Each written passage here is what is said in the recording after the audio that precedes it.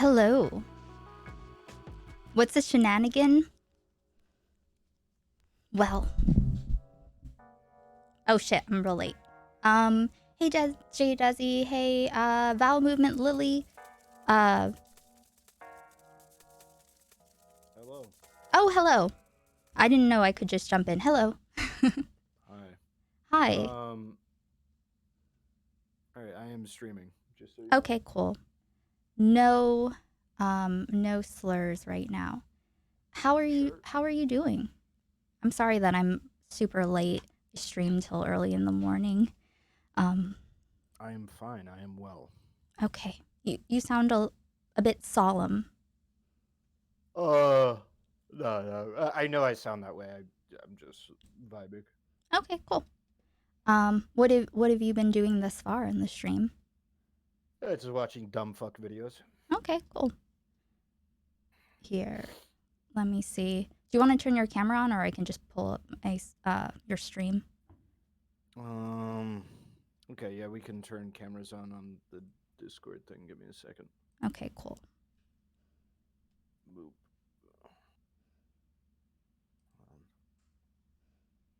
Boop. Let me turn off this. Deactivate and then. All right. Okay, cool. Hello. How does that look on the stream?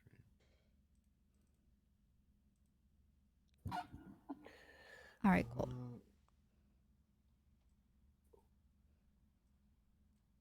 All right.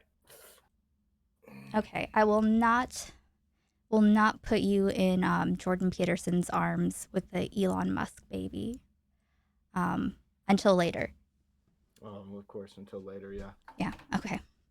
So so I was watching. I didn't get to watch the talk with Chud, but I Okay. watched you talk to Boots. Correct. Um, and um, I mean, there's a lot. I wrote down a lot Great. of notes that of things that I wanted to ask you or mention. Um, Uh-huh. I feel like there are a lot of different aspects that you brought up. It like kind of all together. So I think maybe it was a little. What's the like? Have you gotten a lot of backlash? Like, what's the response been like? I've been told there was a lot of backlash, but personally to me and what I have explicitly heard, not really much. Primarily based on rhetoric has been the backlash. Um, it's people saying that I sound hurt or that I sound devastated or stuff like that. But with the actual points, almost everybody that I've talked to and that I've heard about agree with the points that I made. Right, right. Because yeah, I think you brought up a lot of real things, reasonable things that are aspects to relationships, but not every relationship. I wanted to. Is there a reason that you're thinking about this in particular? Is it What? something that did something like kind of set like you seem very disillusioned with people in general, like the Yeah. standards and the integrity of people, right? So I would say that my I would say that my general opinion, the only like I've been covering like dating stuff for probably like 3 years. Yeah, yeah. And over that period of time, I would say my opinion of young people has worsened dramatically. I don't think I really, and I'm only really putting it towards young people because I'm just hoping that older people are better about it. But I think my opinion of young people has steadily gotten worse over the last 3 years. Seeing how people react to red pill content, both Hmm. men and women, has been terrible. I think I, yeah, I really am not a big fan of young people right now. So, terrible, you mean like the way they conduct themselves and how they treat each other? Yep, they're very selfish. Right. I am very sorry to tell you that older people are not necessarily better. A lot of them stay that way. Hmm. Um, and I understand your disillusionment, especially I think, I mean, like you said, you've been covering this dating kind of content, especially like these really toxic aspects of dating for years. Like I'm not sure if you are able to counterbalance that with like not red pill cursed shitty people. Well, I've been trying to look at. There was a good bit of time I was looking at. Uh, there was several different. It was primarily on Reddit. There were several different Reddits that were for femcells, which were women that were having trouble having sex and dating. I was looking at that. I looked at what's it? What is it called? R slash female dating strategy, where it was a subreddit with where women go there to talk about. It's pretty much the red pill, but for women. It was a bunch of women in their late 20s, early 30s, and stuff like that who were talking about how all men were trash and you Mm. should like use them for their money and their resources. Is what a lot of it was in the earlier. I'm not sure how much of that is there now, but it was pretty much just red pill, but for women. Oh, okay. So there's no like positive counterbalance, like well rounded. It's all people who are having problems and are a bit, maybe a bit resentful of the people that they perceive as having given them the problems for the most Usually, part, yeah. I mean, for the or sad, positive, like, and awkward and don't know how to engage. well, it's usually the individuals that are trying to give positive, like relationship advice and stuff, are the ones reacting to those instances of like negative relationship stuff. Like, Mm-hmm. I'm sure if you ask an Andrew Tate fan, they would say that Andrew Tate is a positive, like, role model for relationships, but obviously for like more traditional whatever shit. It's Or it's sex case trafficking. yeah, yeah, there's people who would say, that our female dating strategy is a good example of good or positive relationships, or women empowering to themselves to take their situation back. Usually people don't just make content that's like, I have a good relationship, here's my podcast where I talk about only good relationships and we don't talk about bad relationships, and I'll just tell you constantly about how good of a relationship I have. It's usually not something somebody people do. And like the try guys dude, a lot of times when they talk about how great their relationship is, it ends up being a lot of like facade and cope and so on. Oh yeah, I that's a big reason why I personally don't watch like people who talk positively of relationships, because 90% of the time it's just for YouTube numbers. Half the time they're not even in a relationship together. They're just acting like they are while they're like off with other people. Right. Um so I I don't really think care that much. I think still though it's good relationships are extremely complicated, and it is hard to, I guess, give general but not super vague advice when it comes to stuff like that. So, finding content creators that are able to like articulate how to have a healthy relationship. I imagine. I mean, I can't think of one right off the bat. Sure. I'll have to think about that actually. Um, so life is something that I want to say is life is so complicated. Um, and I think that this like focus, this specific focus on like the first part of like entering a potential dating situation or sex situation with someone is like the first step. And then red pill content and like seems to like loop and loop and loop, and they'll talk about the future but never get there because it always is staying at square one, and doesn't get like deeper into the shit that happens in life, um, when you do like find a partner and you do have a healthy relationship, like what that looks like. A lot of it is Yeah, choice. I'd probably agree with that, but I think that's probably because a lot of the people that look at the red pill content are either one of two people. One, they're bitter about some previous situation that they were in with some of the women that they were with, and they're trying to look for explanations why somebody did something bad to them, or one of the women that they've been in a previous relationship did something bad to them, or they have troubles figuring out how to even begin. I Right. think that's probably, by and large, I think most of the men who are having trouble in dating are having trouble just finding a woman in general. Not even like maintaining a relationship, but finding Yeah. a woman. Find, yes. And I guess it also imagines like where you live, what kind of like life you have, how many people are even around you, or if you're, as I've always been in like the New York City, New Jersey area. So dating in New York throughout my 20s um, was a lot. A lot. It's a specific kind of animal. So Uh huh. so I have a lot of various relationship experience of being single, of dating casually a lot, and also having like long term relationships. And I've been with my partner now for a little over 8 years. So I didn't meet Mm-hmm. him or I didn't start seeing him until I was like 29. Um, Mm-hmm. One thing that I always was very careful of was to not put past baggage on a new person. I think that's like one of the most important things you can do.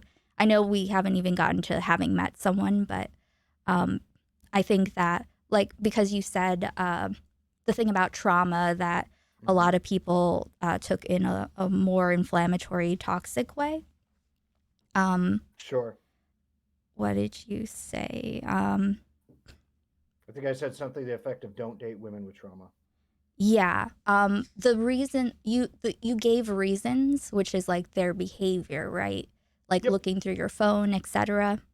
Mm-hmm.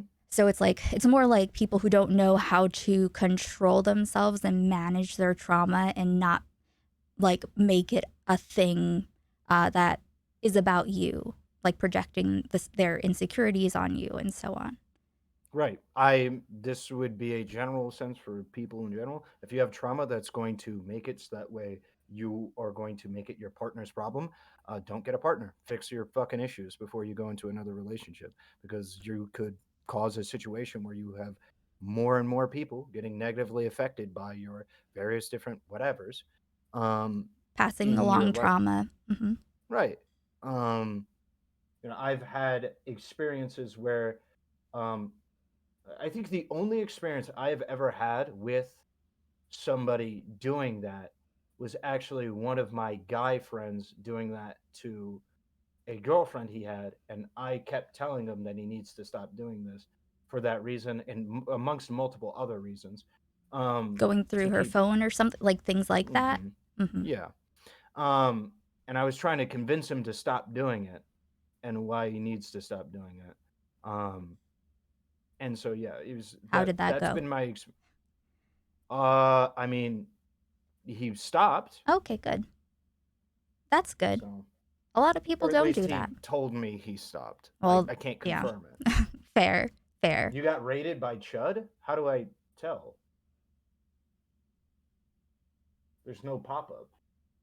Are you on Thanks, YouTube Chud. or I Twitch? am on YouTube. Oh, Thank okay. you, Chud, I guess.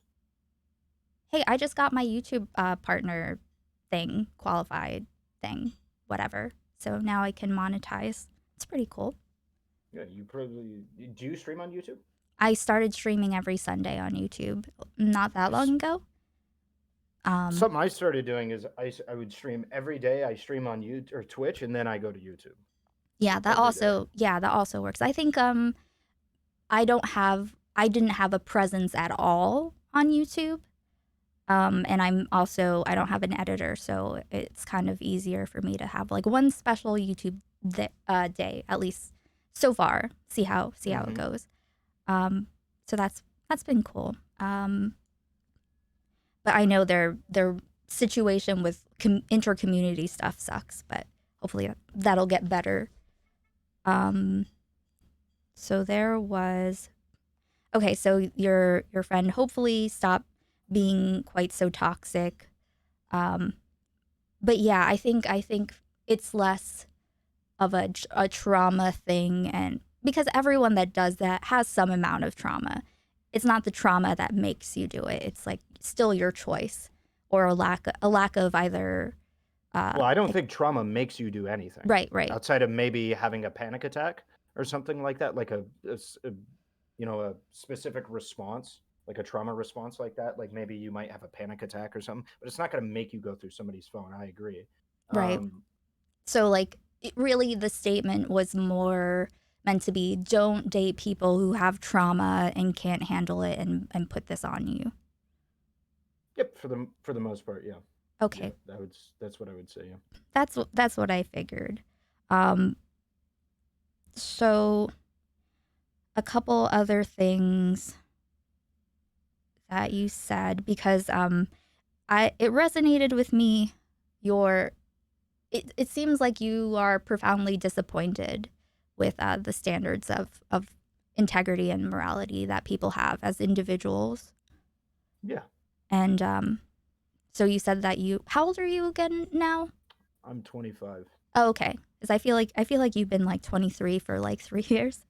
Uh, No, no, nope. so 25. still young and virile. I don't even remember Yeah, what that means. That might be a weird it was. to use. Let's just move on. Virile, nubile. That's something else. But hearing, okay, so there are a bunch of different aspects. Maybe I can save some of them for another time so it doesn't get too wild. Um, You oh, can say whatever you want. I don't care. as here, as far as you go, you saying that it's hard for you to talk to girls, meet girls, approach girls. I Hmm. have you ever gone to a rock climbing gym? No. Holy shit, dude. That is what you have to do. Okay, first of all, it's the only form of physical activity that I have ever been willing to do. It's fun as fuck. You get super strong, and you don't have to talk about. You can just talk about climbing with people. People are super friendly. You can hang out for hours. It doesn't have to get too like deep and crazy. You can ask people questions about like what they did there. Um, and it's people from all different kinds of walks of life, you know? So, My issue is I don't want to. I want to minimize the amount that I am trying to get into hobbies or do whatever to just talk to people. I don't want to do that. I don't want to join some organization or club just specifically to talk to women. I would want, and first off, I'm not looking to get like specifically women. I would look to talk to people if that right. was something that I want to do. And I don't want to do something that I don't want to do. Right. Oh, I do like, 1000%. right. So I would have to find an activity that I would like. Obviously, if I have to do something I don't want to do, then I'll do it. But in order to get practice, because it's primarily needed to become a well-adjusted person to be able to get the social practice. But Of being uncomfortable. And because I remember you saying having to put yourself in uncomfortable situations. right, Yeah. the uncomfortable situations is talking to people in the first place. Yeah. Um, I would ideally like to do something that I like to do that also, puts me in those uncomfortable situations where I talk to people and I can practice. But if I can't find anything, then I can't find anything. But rock climbing, I guess, is okay. I Just don't know. give it a shot. I only went the first time because of my friend said that there were cute boys there, and there are a lot of attractive people there. But I stayed because it made me feel great, and it's super. I find it super interesting, and it's like it's a tangible way to like see yourself make progress in a way, doing things that you couldn't do before, seeing yourself get stronger. I won't gush about climbing forever, but I just, I would say give it a shot. I think that I think that you would like it. And if you don't, then you can do something else, I guess. Um, Yeah. I can definitely I can definitely relate to it being difficult when you first like to I guess get the initial meeting over with, like approach. I think you said something like you don't want to be a burden on other people, and I think Yeah. So. I gave an example. Hmm. There's a lot of people that are taking friction with being a burden on other people, and a part With of the what you reason why said. yeah, Okay. and a part of the reason why I think that the conversations being had are very not like helpful for a lot of people is you are gonna have to admit to people that are doing shit similar to me, which is gonna be a lot of people who are gonna have to, are that you're gonna need to be like disruptive and like mean, even though you're not intending to do so. An Disruptive example, and mean. yeah. So When I'll you, give you an okay. example. I was trying to be nice to some guy. I went to the bar one time. I was trying to be nice to some dude. He was into Harry Potter. There's a new Harry Potter game coming out called Hogwarts Legacy. I'm super hyped for it. So we got to chatting about that Hmm. because that is, a mutual common a bit of interest. And then I ended up comparing this guy because I thought he looked like a celebrity. I forget which one, but apparently that celebrity was colloquially unattractive. So I pretty much called this guy ugly, and he Um, seemed upset and he walked away. who was That it? is some random dude at the No, no. bar. I mean, the I don't know. actor. I Okay. don't remember which actor. Okay. Yeah. I know what you mean. And yes, that is awkward and that sucks for that person. Okay. Well, it sucks for that person And that for I you. am Yeah. actively doing something and practicing at something that all they did was walk into a bar and talk with some people that seemed friendly, and then they got called ugly. I think it is fair for me to say that that feels bad that I made somebody feel ugly just for having dared to walk into a bar. Yeah. And that's where the burden is coming from. I am putting a burden on other people. Maybe that's too Because heavy you of a might make word them for feel bad because I will. That eventually. will happen. That Yeah. I am not good enough at social situations that will consistently keep happening. That Probably does for at happen to everyone, least though. Just so you, yeah, yeah. but at a pretty fair rate, I would say is probably higher for me than other people based on what I've heard, based on what I see, based on how I talk to people. It seems to be at a more frequent rate, and so I'm going to have to do those things. And I think it's important to state that so that way everybody knows who participates in similar activities to me that you're going to fuck up and you're going to make a lot of people feel pretty bad about themselves or uncomfortable or make them feel weird or you might come off as creepy. That's going to happen. Yes. That is true, and it does suck. And when you get past the initial approach, chat, meeting, a lot of yeah, eventually you will probably make someone feel bad, and you'll feel if you care, then you'll also feel bad. And I know you've always been, in my opinion, like a person with a lot of care and consideration.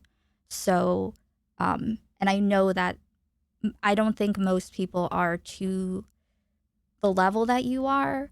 Um, and is this do you was this like a new realization basically that Yes. like that I guess not a lot of people. I think I'm getting a little all over the Well, place. can I address something that's Yeah, being put in my chat? sure. So this is part of the problem that people keep have said pretty consistently. They'll say things like, "It's on that guy for being insulted." It's not on that guy. I just called a dude ugly inadvertently for having walked in a bar. That is something that I feel like, generally speaking, people should not have to go through, and I feel bad having put that person through it. That's number one. Number two, another comment that I've been getting is that I didn't do it intentionally. That doesn't matter, Hmm. right? Like it matters when it comes to the moral condemnation towards me as a person. Like if you want to say I'm not bad for having not done it intentionally, sure. But it doesn't matter to that guy who just got called ugly for having walked into a bar when he was having a friendly conversation with another dude about fucking Harry Potter. He's just Yeah. being friendly with some dude. We were vibing about Harry Potter, and then he got called ugly. Mm. Like, yeah, And it yeah, is a perfectly rational thing for me to be like, yeah, that sucks that that has happened. Probably will happen again. Maybe not the exact scenario, obviously, will happen again. That sucks, but it's a part of the process. It is perfectly fine for me to say that. yeah. I think so, and um I think that it is heartening for a lot of people to know that there are people that actually care about whether or not they make other people's lives worse, even if it's in a kind of not that serious of a way. Um, I think okay, so was that primarily what you meant by burden? I guess. Yep. Okay, Yeah, I'm going to make people who are just trying to hang out in a public place, I'm going to make them feel uncomfortable. And that is me being a burden on somebody just trying to hang out inside of a bar. Give me one real quick sure, second, though. sure. Um, yeah, be right back.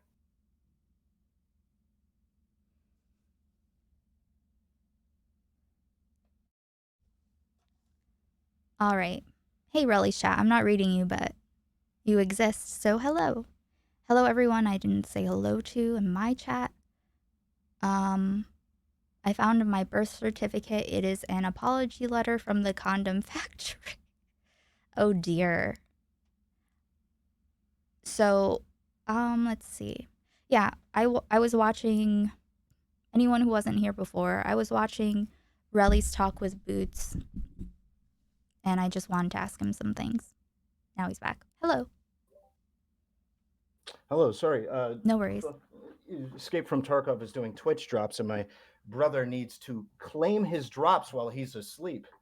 And so I'm just running into his room and claiming the drops so that way he can get more free stuff from Escape from Tarkov. All right. Well, that's very considerate of you. Yes, of course. Do you think that having your brother, because he's your twin brother, right? Yep. Do you think like having a twin brother has made you like more of a like an empathetic person, maybe? I don't know if it has anything to do. I don't know if it has any correlation with my empathy. Well, I mean, yeah, inconsequential, but I was just wondering.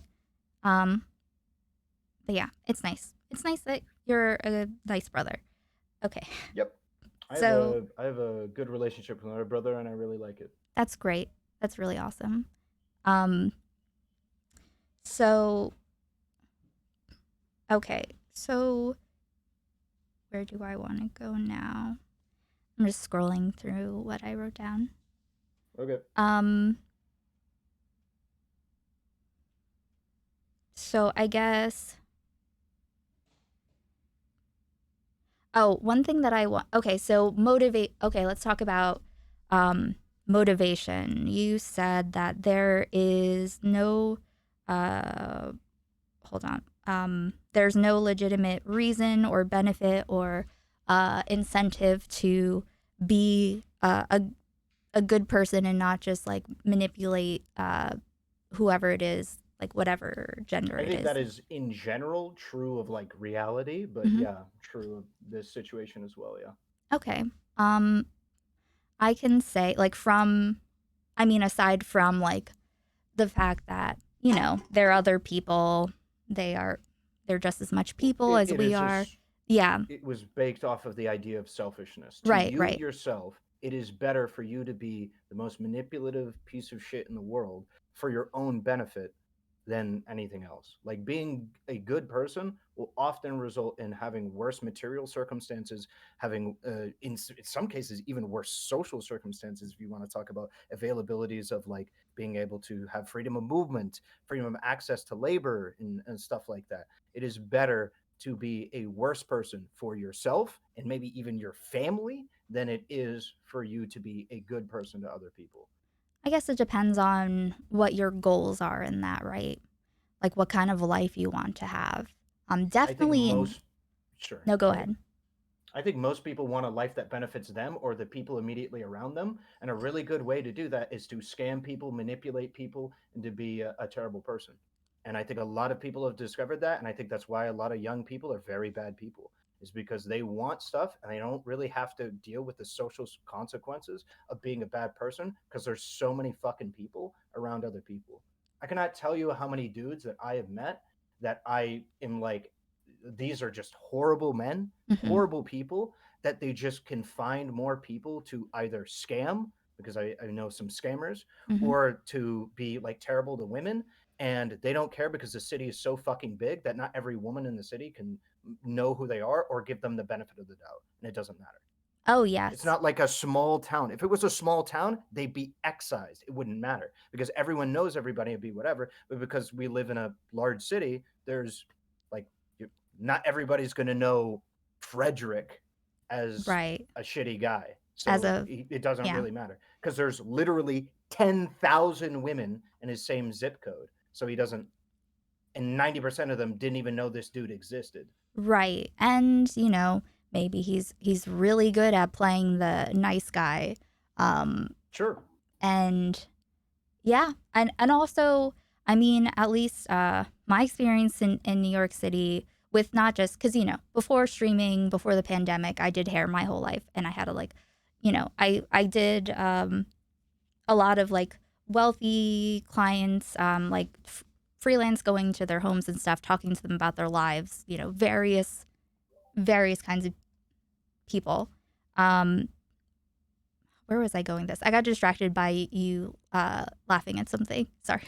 Sorry, I was shouting out because somebody gifted some memberships in YouTube chat. Thank you, Cypher. Nice. I it was about whether or not there's an incentive to be a good person. Oh, yes. So if you like within the context of being incentivized by money, like in the society that we have, like the capitalist incentives, the like what we are, I guess, what we're pressured or just we enter the world and we're told that certain things are important, and then we go with that narrative, and then we see the patterns uh that we're looking for, and so on. I would like to say that there is a that it is actually more beneficial only thinking of yourself if you want to have like a well-rounded uh, decent life that isn't just like fucking bitches and trying to uh, be Sure. affluent, So I guess. sure. So it's But I can also say if why. you're no, no. No, I go mean, ahead. I agree. I agree with the idea that like if you want a long-term relationship, you shouldn't be a piece of shit to a woman. That's even counter to your own interests. What I'm saying is that there's a lot of young men Hmm. who would want to have um, for lack of a better term, a hoe phase, right? They'd want to fuck a bunch of women, have a bunch of quick sexual experiences, and then later in life settle down with women. A lot of dudes want to go through that experience, Hmm. and we need to give them a reason to not be manipulative to women during that phase, during their desire for that. And I Right. believe 2022, we are not giving them any of that. I would say we are very hedonistic in 2022. Do whatever gives you the bag. Go after the bag. It's all about you. It's about you, and you. It's not about your community. It's not about your fellow man. It's not about your fellow woman. It's about you. Hmm. Get grind and Hmm. shit like that. It's all about you. And I think personally, I use the word degenerate. I stand by it. I think it's degenerate. I like Yeah. that word. I've been big on that. I think it's a fun one. I think it is a degenerate mindset. Like, what does degenerate evoke invoke to you that like you like It's just specifically? fun. I don't. It's a new word to say bad. That's fun. Okay, cool. It also, I think it makes people like mad for some reason, but I'm not sure why. Good. I don't care. Fuck it, I don't dude. know. It's degenerate. I like it. It might It's be fun. because of It's probably because a usually, lot of fucking weirdos use it. yeah, like purity, Yeah. immensely religious, Yeah. sinful kind of Listen, stuff. Yeah. we've been saying women are degenerate for being hoes. I'm gonna call men degenerate for being abusive. I don't care. Let's I go. mean, I think that's completely fair.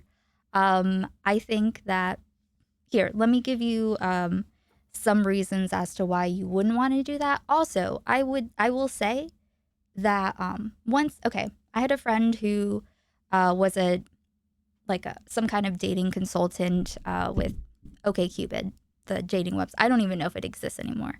Um, I think it does. I don't know though.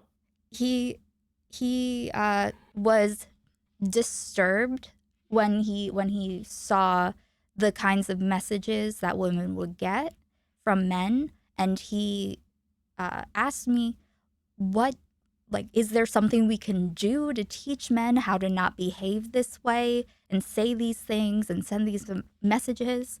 And I said, no, don't do that, because then you're just teaching them how to hide it better.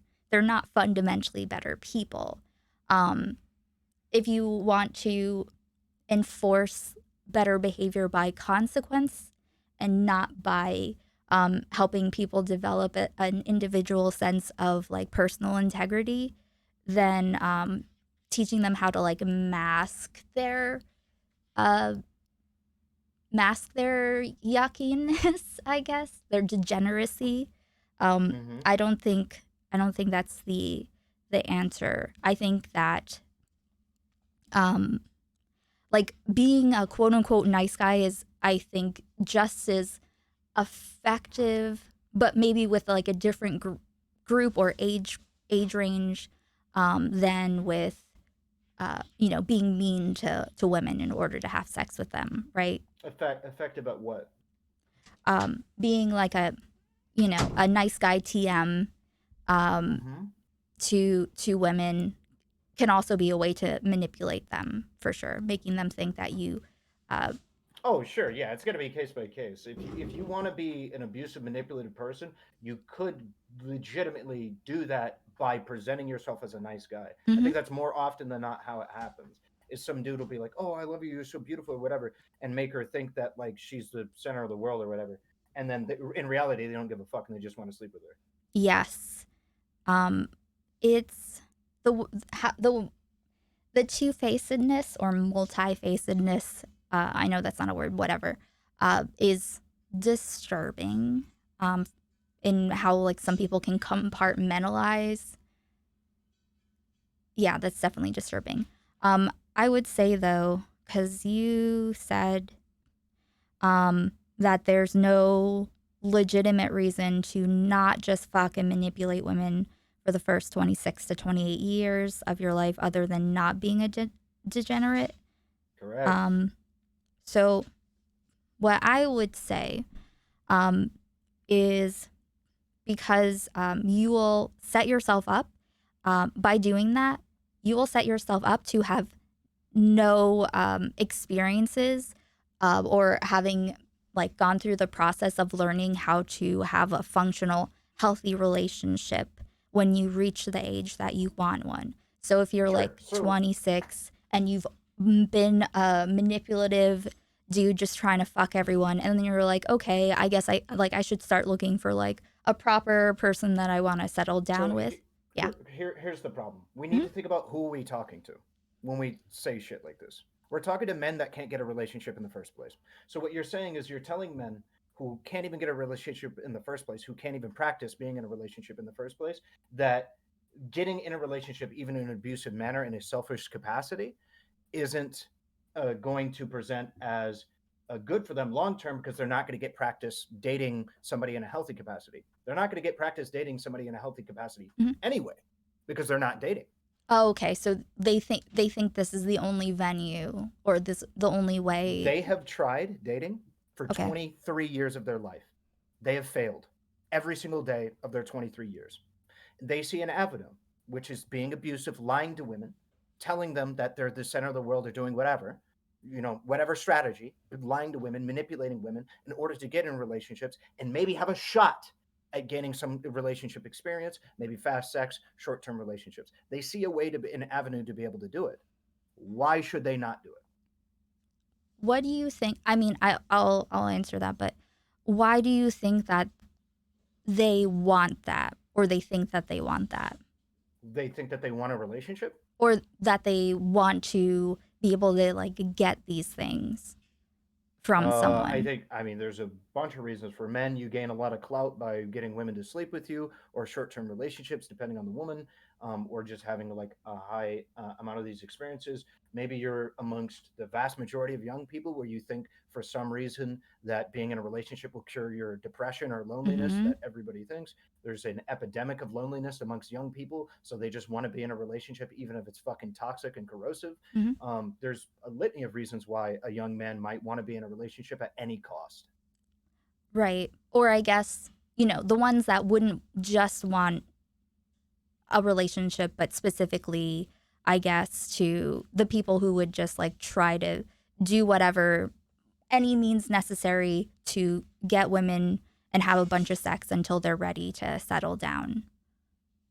Um, Why do I think they would want to do it? Is that what you're asking? yeah, like why do you think this is such like a focus, like a huge part of culture of Well, so, because I think it's reinforced by men and women that you are a better man if you have a lot of sex. right. I think that so it's not that that desire stems from you. It's more like this is what society tells you that you ought to be in order to be a valuable person. I don't know. It could be. I don't. It's going to be case by case whether or not it stems from you. I think by and large, though, that people are going to treat you as less of a man if you have less sex. People will treat you as more of Mm-hmm. a man if you have more sex. Yeah. Men and women will treat you better, Yes. right? Use There are plenty of women that say shit like, "I don't want to deal with a guy who's a virgin, who's inexperienced or whatever. I don't want to deal with this shit." If you're a virgin who's inexperienced, it's like, well, fuck. Okay, there's women that just don't even want to give me a chance or whatever. That's what you hear. That's what you take in. That's what you internalize, right? There's plenty of men that will shit on you for not having a girlfriend, or not ever having a girlfriend, or not ever having sex. You hear that, you take that in, that internalizes. The other men who are shitting on you for it, who do get a lot of sex, they're getting big clout. They're getting a lot of people who like them or adore them. They're getting women. They might be getting fucking, uh, opportunities that you wish you had or whatever. And so it presents as a problem. Right. So that's more like that's less about the sex and more like for the person, and then more it's less the act of sex than the power and status that you get if at least in some circles, if you are a person that fucks a lot or a dude Sure, that fucks a lot. I think there's that, but I think for incel dudes, it's about literally being no longer invisible. The Right. proof of a woman having sex with me is the proof that not every woman views me as invisible, which I think the vast majority of incels feel completely invisible. Like, women don't even view you as a sex object; they view you as like less than like dirt on a road. They don't even see you. They don't even make eye contact with you. Like, there's certain Right. men that women will put into like sex object categories. You can hear how some women talk about dudes that they think are like terrible people or whatever, but they'll fuck. And Hmm. it's like, you don't even make that. You're not even that. You're not Right. even the guy that like they disrespect and have sex with. You're not even that. You're the guy they disrespect and don't even view as a sexual option. You're like less than less. Right. That's how it feels. Right. And yes, I definitely get that. And it does being mean, if you are that person and then you're mean to some of those women, that will absolutely work because um, some of those women will want to validate themselves by having sex with someone who seems to not value them very much, versus Sure. someone that's like there and willing and whatever, something like that. Um, but doesn't that comes from insecurity ultimately? Like it's not necessarily like this is how it manifests, but it's more like isn't it more like a social? Isn't it less about the actual things and people involved and more just like the social hierarchy and what we're like led to believe that if we don't line up with this, then you're abnormal. Yeah, sure. I would say that it's probably that way for a lot of people who's feeling validated from some kind of activity. I think most people are this way, just to be clear, not just incels. I would say probably 95+% of the US population at least is this way, probably 99%. It's just we can have sex on a regular basis. That's the only difference. Is Many normal people are this way. They get validation and whatever. They're just used to it because they can get it more regularly. The difference is there's certain people who can't get it more regularly, and so they want to do it. I think most people operate this way. Yeah, I definitely if there's something that is perceived to be what you ought to do, what everyone is doing, what makes you a normal person in society. If you don't match up to that, uh, people will look at you like you're weird, and you will probably feel lesser as a result. Most people, I think. Yep. But that's also like a self fulfilling prophecy of sorts. Like, it's if you are like really worried about being able to meet someone that will desire you and have sex with you, um, you definitely put out that energy. And like I had a one of my best friends in high school. He was very overweight. He wasn't bad looking at all, and he totally could have found people to date. But he was very, very, very insecure about it, and also like very bitter about it. And then sometime in our early 20s, he got like a gastric bypass or something like that, lost all the weight, um, and was able to get like girls easily. Mm-hmm. But he resented them because he was like, in his mind, he was like, you would never have uh, given me a chance when I was like big. But I think that really like he ostracized a lot of like he sabotaged things before it could even happen. And, Sure. I think that is a I think that's a pretty big problem, but I also think there is a bit of I think there is a bit of fairness to that. I do. I truly do. I had this fairness to problem what? to the idea that there are people that would never give you a chance if you were overweight or some kind of thing about your physical characteristics that Mhm. isn't material to you as a character. There's people that would never give you a chance for those things that would give you a chance if it didn't happen.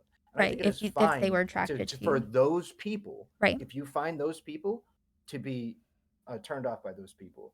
I went through a similar experience when um, I watched one of my friends who was short and overweight go through Tinder, and when seeing the difference that he had that versus the ones that I had, Mm-hmm. it just made me completely turned off towards any of the people that rejected him because Mm. it was so incredibly unattractive. The idea that if I was a couple inches shorter and a few pounds heavier, that I wouldn't be an option to them just was a complete turnoff. Is it reasonable? Sure. If they're not physically attracted to them, they're not physically attracted to them. I'm just not really attracted to you if it's that stringent that like he was only like what is it, like a couple like 4 inches shorter than me and whatever, and it just You're it pretty really tall. How tall are you again? I'm 6 feet tall. Really? You seem Yeah, taller, although I'm pretty short. yeah, But yeah. anyway, yeah. You're like 5 foot, aren't you? Yeah, 5 foot nothing. And at TwitchCon, in at the partner party, I could not see anything Yeah. at all. Anything. And all of you are super tall. um, Yeah, so yeah, that was funny. I'm like, what that's why I don't well, part of why probably I don't like going to things because it's like it's a totally different experience, I imagine. Um, But yeah, it is a totally different experience. Yeah, I could yeah. Like imagine Um just like being at like essentially Supreme's like shorter than his I don't know, probably like a little higher than his waist. mhm. He is crazy tall. I still have that like picture where we're all like together and I'm standing on this really high ottoman and Mm. still he still has to bend down to take a picture next. Yeah. Yeah, that was funny. Um That's very yeah, that was very funny. comical. Comical. Um But what were you? I'm sorry.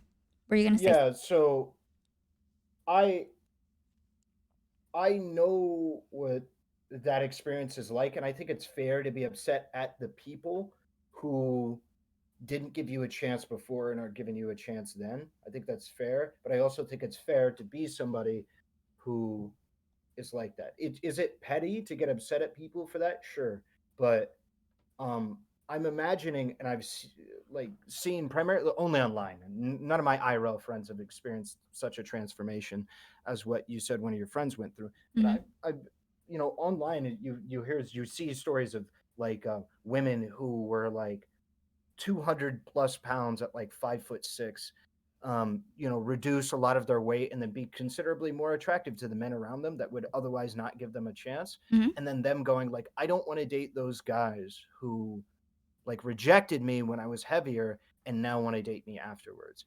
And Right. I think that's fine. Is it petty? Yeah, but Well, I think that's okay. I mean, like, not actual people that rejected you. People that, like, girl, he would meet women for the first time and just believe that they wouldn't have liked him right off the bat, like before he even met them in Yeah, so person. that's a problem and that's an issue, and I know that problem and that issue, and that becomes it's very difficult because your experiences are telling you one thing versus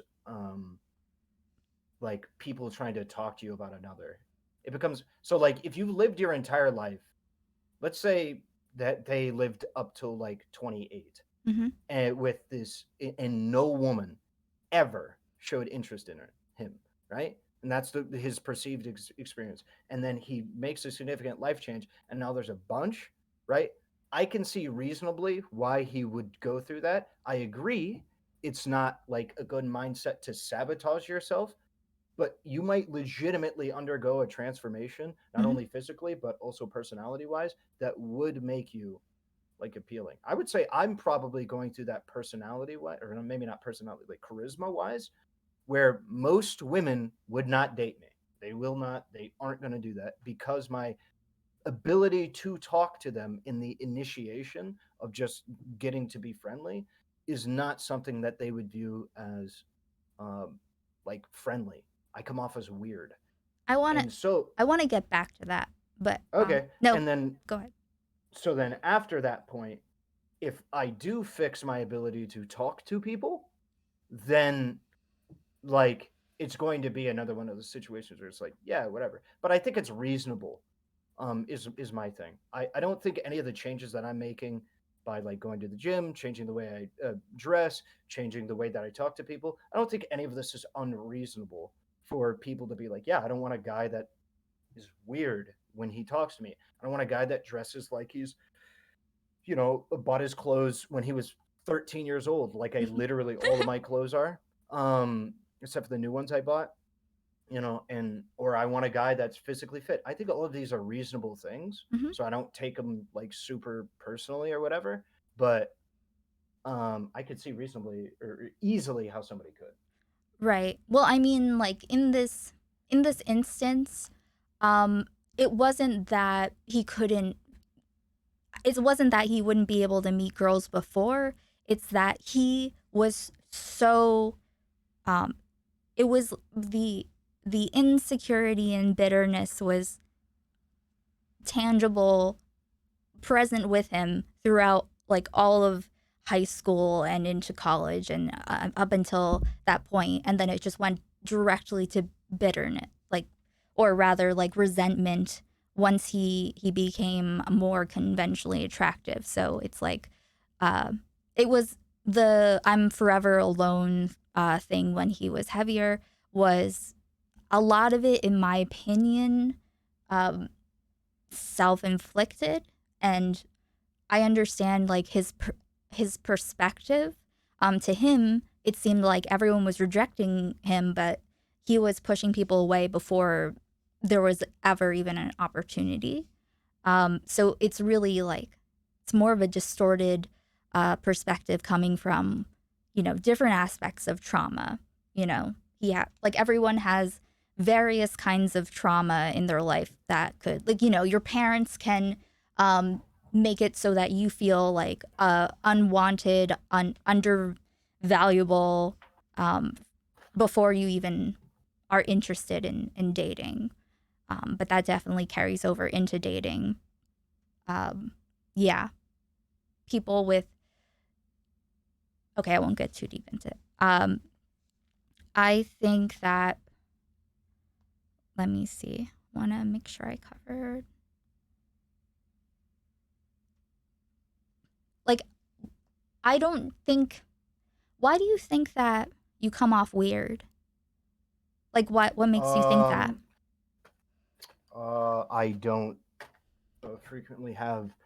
I don't have enough social practice. I don't know what to do with my hands. I don't know what to do with my eyes. I don't know what to do uh, to look more natural or whatever. The way that I physically appear, according to my friends, IRL, the way that I physically appear is not a way that I actually am, and it puts people off. I mean, I mean, when I met you, like there was a bunch of people, and I wish I would have been able to talk to you like more. Um, but I mean, you seemed like a completely uh nice, easygoing dude. So the problem that my issue isn't with talking with people like you. My issue is talking with people who I don't know. They don't know anything about me. They don't know about streaming. They aren't comfortable talking about politics or whatever. If I just had to talk to you and I knew nothing about you and you knew nothing about me, you'd probably find me to be weird because I mm, don't know what the fuck to say to you. You well, would I be mean, like, we didn't "Oh, even get like to talk really. Like we were just yeah, like sure. around. So just looking at you standing. So like you said, you don't know where to put your hands or et cetera, whatever. You didn't Yep. look awkward to me at all. Sure. Just like But then seeing you. but then upon approaching me or talking to me, I would when I'm talking about like using my hands, I'm talking about like when talking to people. I just look according Mm, to the people that I know IRL. When I talk to people I don't know, I look very weird. I've had multiple different things. I've had people say that I look angry. Had people say that I look nervous. People say that I look disinterested. It varies, but people say that I look these ways, and I'm like, no, I just was trying to talk to this person. well, that doesn't seem like a very helpful thing for them to just say to you. Do they have any? Is this accompanied by anything productive? I think it is productive. Or I I mean, think it like is. aside from just like, hey, n- you seem weird. The end. I think Like, that's really the only way to do it. I don't think they can. Well, they said like you look like you were weird because like your eyes were like all over the place or something. If that was happening, I don't know. I'd have to think about a specific scenario. I think one they said that I looked like I was very antsy because I kept moving, so like I couldn't stay in one place. I was very mobile, and so mm-hmm. they were saying that I looked very antsy. That was one example. Um, Another one was like, um, I think one, oh, earlier it was about not making eye contact. I had a really big problem with eye contact. I would never look somebody in the eyes. And so now I'm much more deliberate about eye contact. Um, Look at yeah. Look between their eyes is helpful. I you know, think to me, like because engaging with people, having to push like I've been putting myself in like uncomfortable situations and careers and whatever for my whole life because of growing up as an agoraphobe, to keep the mm-hmm, momentum. uh I so yeah, doing things where you're like masking how you actually feel. um mm-hmm. that's definitely one of those things. If you smile, if you like look in between their eyes, if eye contact is a bit intense. um I don't know what it's like for people who aren't, you know, me, me being neurospicy and all. Um, I think you have to just find your own way to um to like instead of trying to just be like seem normal, just like be be however you are, but in a confident way. And I think that just saying like that you seem nervous, you seem like you're weird or have weird energy, that doesn't seem like very helpful to me. Um, It's helpful to me because it corresponds with how people react to me. It is when they feel like when I get other people who I trust their opinion on telling me that I look like I'm uncomfortable or something, people tend to treat me as if I make them uncomfortable. It corresponds with the reality of how the person that I am talking to treats me. So it seems that they are on to something with that. And so I need to change the way that I operate to make people feel more comfortable. Did they give any advice about how to do that? I don't think you can. I think you literally just have to figure out ways to do whatever, talk to people, let's say, and not come off as if you're like a weird person. And you Well, have to find that out. You have to feel that out. You're never going to have somebody tell you, stand this way, look this way, do this, and then you're going to be good at, not making people feel uncomfortable. actually, That's not no. going to happen. There is a lot of like instruction in how to like physically position yourself and speak to people and make them feel a certain way and I know stuff there is. in a non fucked up way. Yeah. Yeah. And you learn that by like practicing those things, like doing it a lot. Yeah, what I'm saying is Yeah. yeah, that's what I mean. You have to do it. You're not going to like find some textbook that's going to tell you where to stand and where to look and where to do in all social situations.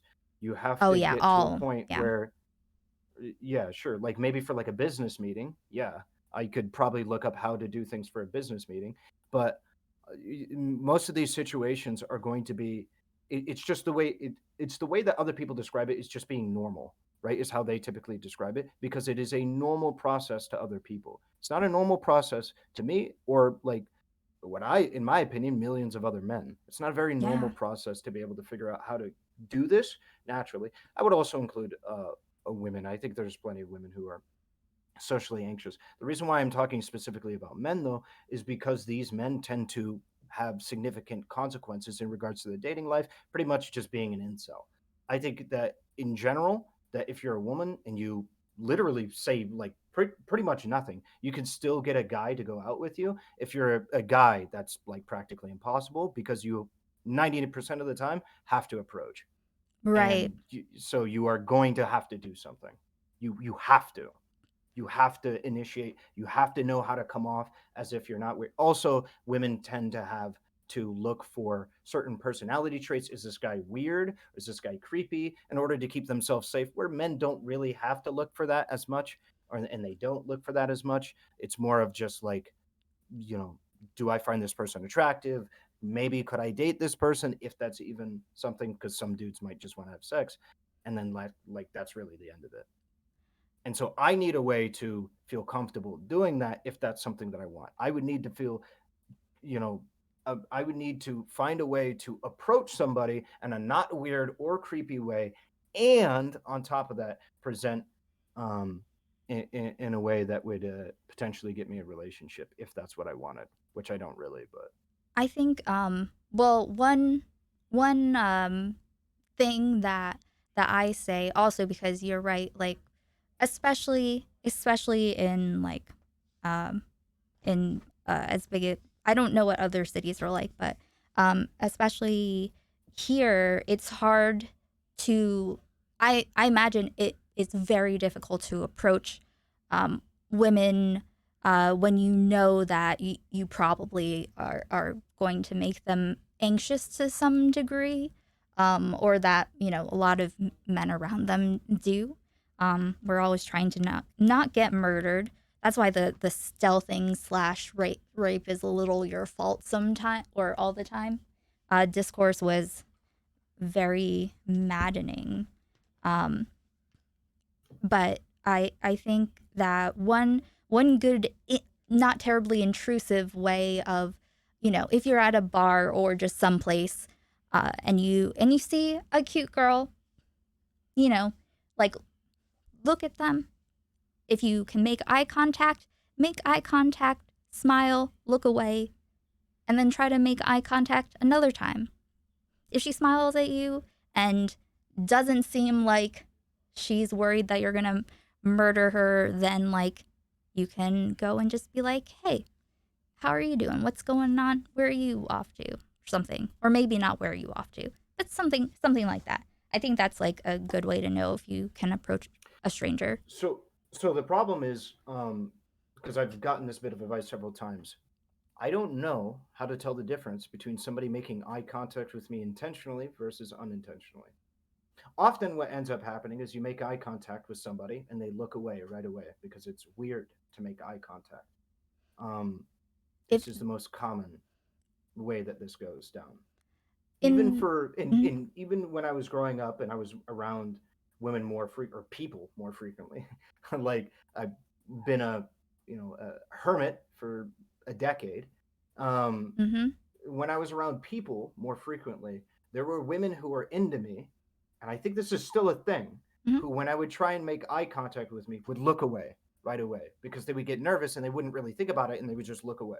So I was like, oh, okay, they're not into me. I just move on. It turns out years later they were like, oh, I was into you. It's like, how the fuck am I supposed to tell that? You're just like everybody else. If I make eye contact with you, oh, my bad, and you look away. Well, There's those nothing I can do there. at this point though, like you were younger, right? But yeah, that primarily happened when I was in high school, Oh, in middle school. yeah. I think that's probably also an important thing to note. I didn't really start feeling ready for an actual relationship, despite having been in long term relationships before. I didn't really feel like okay, I could be a partner to someone now, probably until I was like 27. Um, just because of I guess like life experiences needing to get to a certain point, I guess. Um, Mm-hmm. so I think you're right about the typically like the being mean thing can work when you're younger people Well, it's or just work the on what younger or traumatized people. Wait, I'm sorry. Go ahead. when I'm talking about the being mean thing. Hmm. The reason why I'm talking about it is because there's a group of men who I believe are selfish. They're young. They're selfish. Hmm. They want to get with whatever they want, um, and it is easier. That's the reason why. It's Right. easier. It's hard to do what I'm doing. It's Hmm. very hard. It's very taxing. Takes a fuckload of time, and it takes a lot of emotional bandwidth. Hmm. For a lot of people, they face significant emotional distress when getting rejected. I don't really get. I very much prefer getting rejected over feeling like I just fucked somebody's day up. So like if and when I've been rejected by women, that feels way better to me than what I did to that guy at the bar by calling him ugly. I felt terrible about calling that guy ugly, but it made me feel horrible. But like being rejected, I don't give a fuck, right? Thank God it's just a rejection and not like me making them feel uncomfortable. I don't really care, right? So that's the way that I view it. There's Hmm. going to be people that don't view it that way, that really do care about being rejected. I think most people don't like the feeling of rejection that much, Hmm. right? That's fine. You need to tell them to go through all of that work instead of just like manipulating women, telling them the things that they want to hear. That's a very big ask. And that's going to require a very big incentive. And that very big incentive becomes kind of difficult unless we can appeal to them not being selfish. That's my point. Okay. Yeah, I see that for sure. I think yes, people are immensely disappointing. I've had immensely disappointing and fucked up situations. Um, and like obviously I am also a person and contribute whatever amount of fucked upness that I did at the time through the learning processes. But like you don't I mean like being manipulative in like a not considering the other person as like really a person and more just like let me manipulate you and then I can use your holes and then I don't care. Um, Mm-hmm. I think that it's in like having the that element of like anger, resentment, like because you have to like you're keeping yourself completely emotionally separated from the other person, right? Like you are Yeah. intentionally putting this barrier in between you so they can't like hurt you. They can like make you angry that like they didn't, I guess, like it didn't work out, but then you can like say that it's because of this or that or whatever, like the strategy or the girl or something. You don't. It's. I think it also goes for abusive or toxic relationships where if you if you don't want to be emotionally vulnerable like in a real way, or if you're afraid of like actually committing to someone, I think a lot of people are in toxic relationships because you kind of always have an out to leave someone who's toxic, right? You don't have to really fully commit yourself. Does that make sense? Yeah. And I think that, yeah, I think that dating in that, like, manipulative, mean type of way is also a thing. There's a lot of stuff that people have to deal with within themselves. I think, okay, I guess ultimately it comes down to when you're saying incentives, what kind of incentives are you thinking? Or you're saying that there aren't presently incentives, but there could be? I don't think there really can be. Right. I think I think when we're talking about something that clearly works, so like an earlier example I brought up was about um taking drinks from people that you have no intention of talking to or engaging with.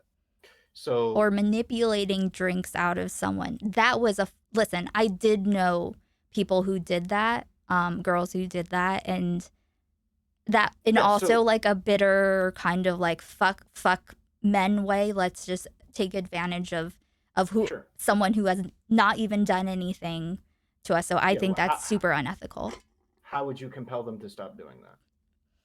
Um, well, they're kind of they were kind of cunts, so you can't really make someone a better person. I Right. think like you can't. Yeah, go ahead. That's my point. Is we have to provide the best moral arguments, but that's all we can really do. Because at the end of the day, those people, like the people that you were talking about who are getting the drinks or whatever, Hmm. right? They're getting like real material benefit for no material loss at all. Like Well, yeah. I mean, they're people. Oh no, go ahead. like yeah, like somebody might call them a bitch, but they're going to face no real consequences in their life for doing that, almost certainly. I mean, I doubt one of them got assaulted for it, right? I mean, no, not that I know of specifically for that reason. Okay, Um, I so yeah. I mean, yeah, that would be the kind of the point yes, is that the action doesn't have any material consequences, but it has material gain. You get free drinks, so there is yeah. material gain, no material consequences. We need to provide them a reason to not do it.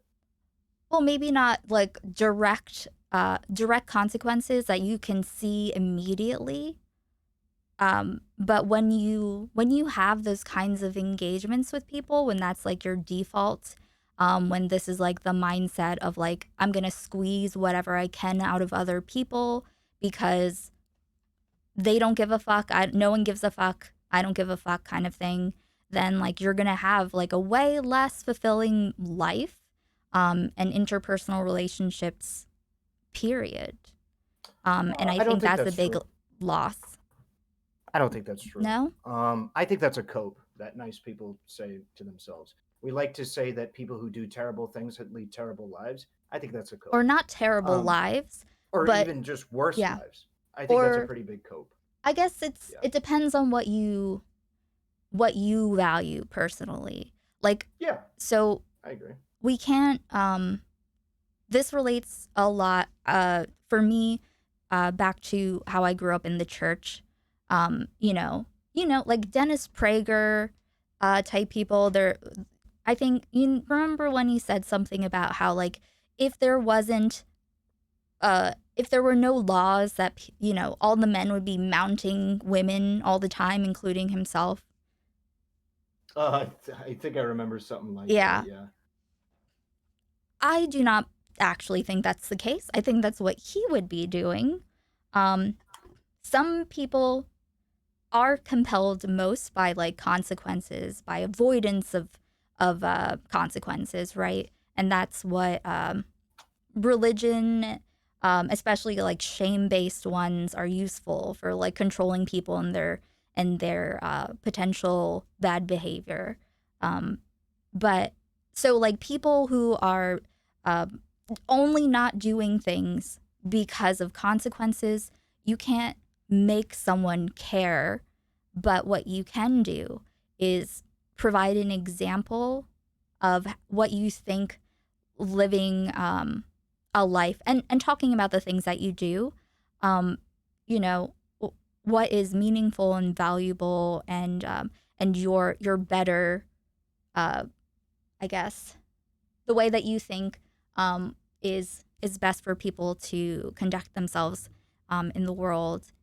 I think just seeing that will help people imagine a different way to be. People admire that, and then the ones that resonate with someone who isn't a piece of shit, who does have like different, more more in, more desires than just finding holes to fuck.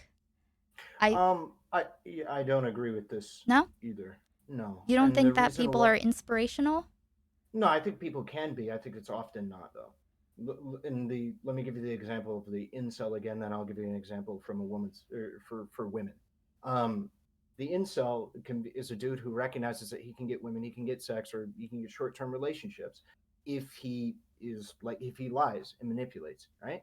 Nobody looks at that guy and thinks, "Oh yeah, that's a virtuous guy. I'm a follow his lead." Nobody looks at that guy that way. They might look at somebody who can get women, who Mm-hmm. is also virtuous and nice to women, or whatever to view it that way. So the people that we're specifically talking to, which is not well-adjusted people, I don't give a fuck about talking to people who get a bunch of women and shit like that. Like Okay, that's who are nice. That's not who I care to talk so to. you're talking They're not specifically about like the people who niche are of in people. the incel niche category. Why would I talk to people about dating who are already good at dating? Well, yeah, Makes I no mean sense. like as far as like not in, like you're not including the well-adjusted people in all of this.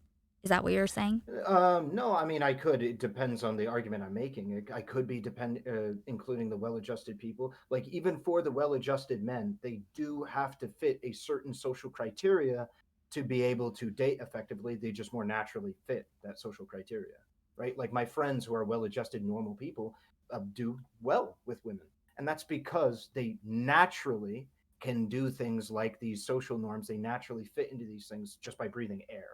They don't even think about it. They just kind of like tell a joke and it's funny, or they do whatever. They're not like hard calculating people about like how they're doing these things. They're not thinking about it. They're just being normal. They're just being themselves. I can't be myself. If I'm myself, I'm not talking to you. I'm not engaging with you. You say something I don't like, I just kind of go, whatever, and I just leave. Right? I can't be myself and be likable to other people. I have to do something else because I'm not a likable person. Not saying that it's a bad thing. This is a normal I thing or think whatever that's that an certain people have to. insane thing to say.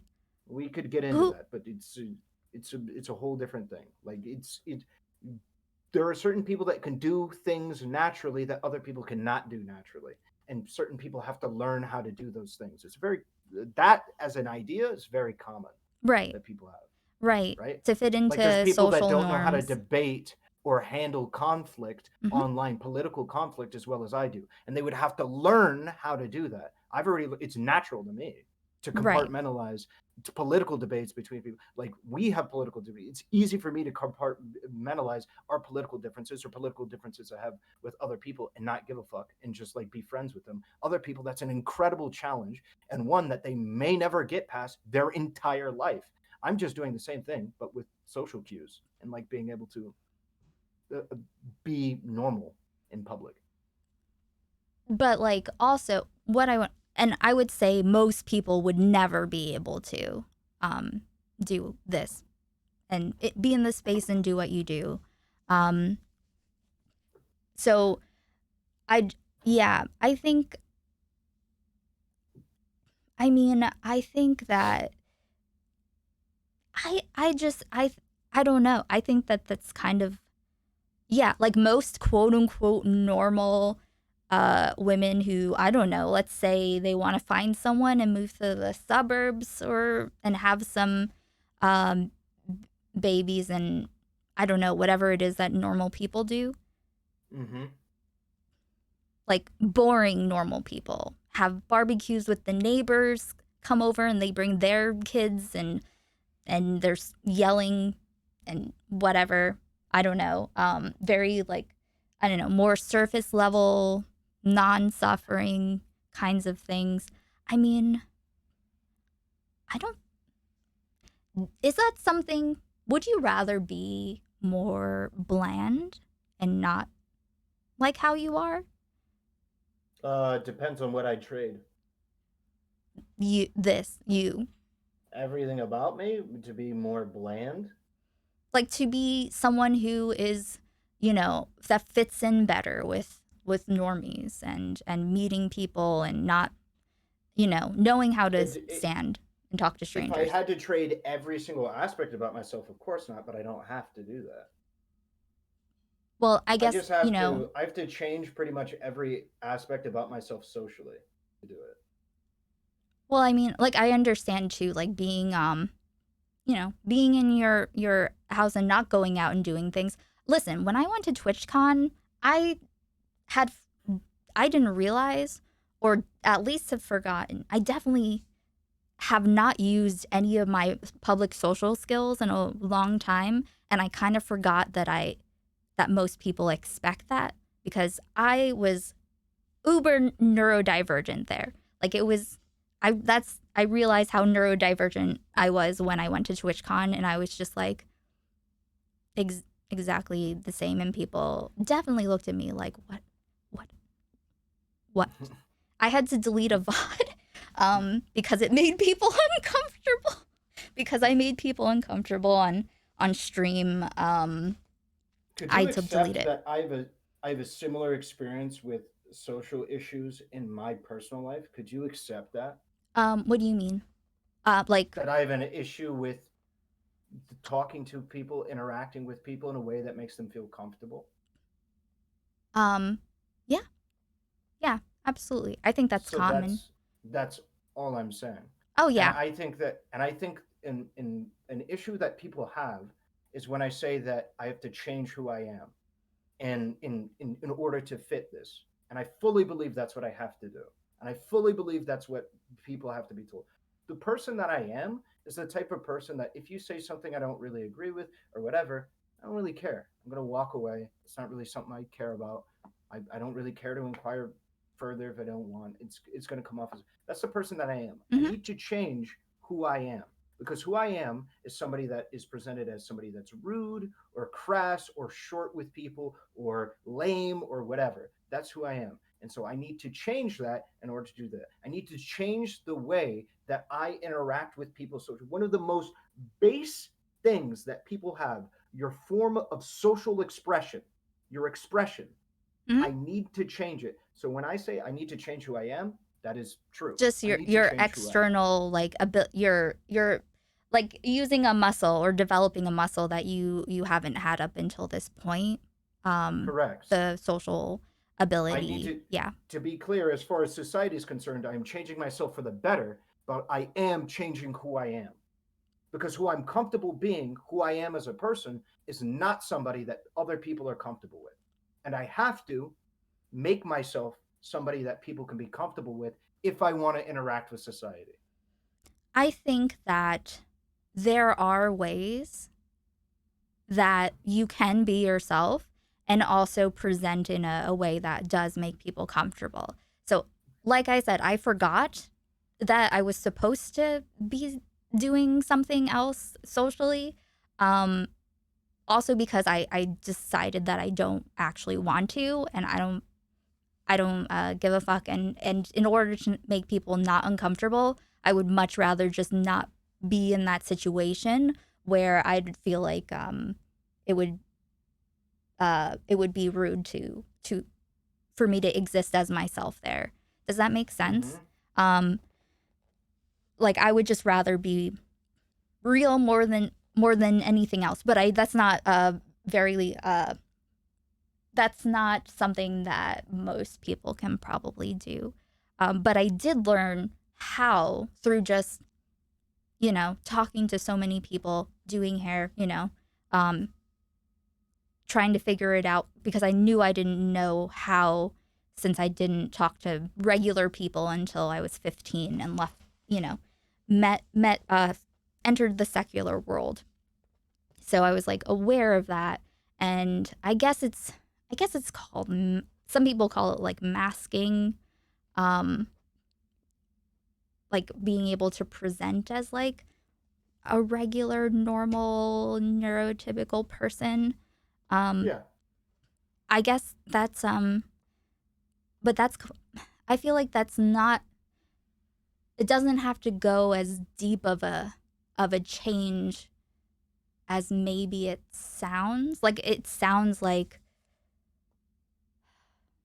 that's something that you do in order to navigate certain situations, but like fundamentally I don't think it has to be that much of a change. Maybe it looks like that outwardly, but I don't think it really counts as changing who you are.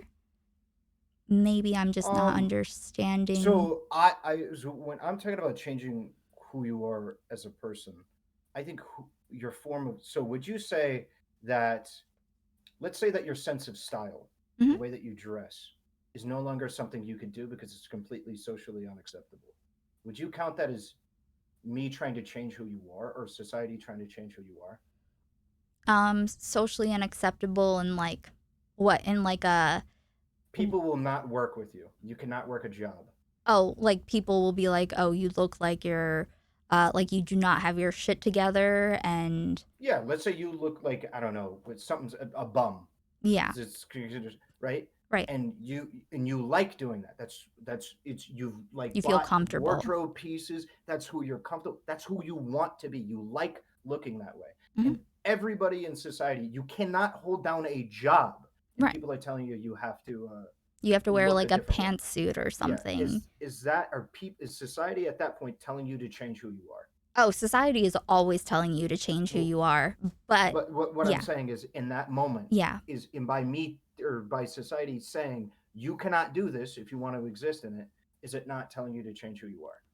yes, or at least to make yourself not an individual to a certain degree, like dressing professionally, Sure. in large part is in order to like separate yourself from being like your casual Yeah. individual self. You're representing a company or Yep. a thing that you do. Um, so yeah, I So think that it I'm doesn't not really, trying to yeah. say that it's intrinsically a bad thing. And in this instance that I'm talking about, in my case, I say it is intrinsically a good thing, Hmm. just to be clear. But it is a change to who I am, because I view the stuff that the clothes that if the clothes that you wear are not an expression of yourself that, if changed, would change who you are as a person, then I don't know how you could say the way that I express myself in society, the way that I talk, the way that I walk, the way that I look at people, the way my cadence, everything about how I engage with people isn't also an extension of myself. Oh yes, all of those things, um, individually and together for sure. I mean, you can do All right. that also. Let's say like you could still do that without changing, uh, like, Like my character, sure. or I mean, like you can change you can change the way that people see you, not enough to show up to a professional setting looking like you are going through a hard time, but you can definitely make it worse, and you can definitely cushion a weird situation. Honestly, I think that here's another thing that I've figured out over time. If you act like something is completely normal and not weird, it can be weird, and other people will just think that they are weird. Yeah, If I you, know. yeah, and then, uh, but also, if you act like something normal is weird, people are going to think it's weird. So a lot of it is about like how you hold it together if you falter or not. Well, Um, it's about how you present when you yeah. think that it's weird. So my issue is I interact with people and I have like full confidence in the way that I look or whatever. And the problem is that it might be that, well, I'm not presenting in a way that looks the right way. I might be confident about myself, but the way that I carry myself isn't congruent with that. That becomes the issue. Like, So I might be confident about the way that I look, but I like hold or carry myself in a way that views from the outside as if I'm not confident. well, yeah. And I imagine that it is also multiplied if you are if you feel that way, or if you're hyper aware of the possibility that you might not um that you might be coming off as weird, if that's like a thing that's in your head. Some people might, and I've gotten that feedback a lot. It's been rather helpful to me to think about it. I think the problem is that's kind of a virtue of being more normal. I think the most consistent feedback I've got is don't really think about it, just do it. Do you want to know how I got here? By not thinking about it. I made it to 25, not thinking about these various Hmm. interactions very much, and look at where it's gotten me. You know, What, it's that's not. what they're saying or you're Yeah, saying? yeah, no, like in general, is the Like the idea that normal like you people. yeah, the idea that being vigilant about the way that you carry yourself sets you up, or being vigilant about the fact that I am weird makes me more weird. It could be, but at the end of the day, not being vigilant about it, not being deliberate about it, not taking notes or trying to understand how I'm presenting myself Hmm.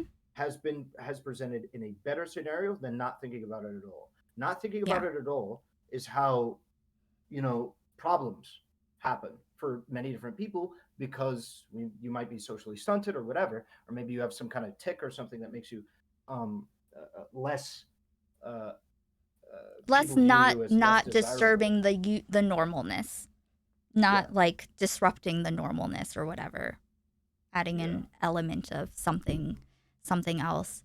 um I think that why, like, isn't this also okay? So is this still mostly about dating, or is this also like you're saying like life opportunities? I think I failed when I communicated that it was mostly about dating. The person came in and they were talking about dating, and I focused a little bit too much on it. I should have expressly stated this is about talking to people. Okay, in general. Okay. This is not about dating. This isn't even just about making friends. This is about talking to people. I Hmm. cannot talk to a person that I don't have significant in common with or some kind of overlapping hobby that I can use as an in.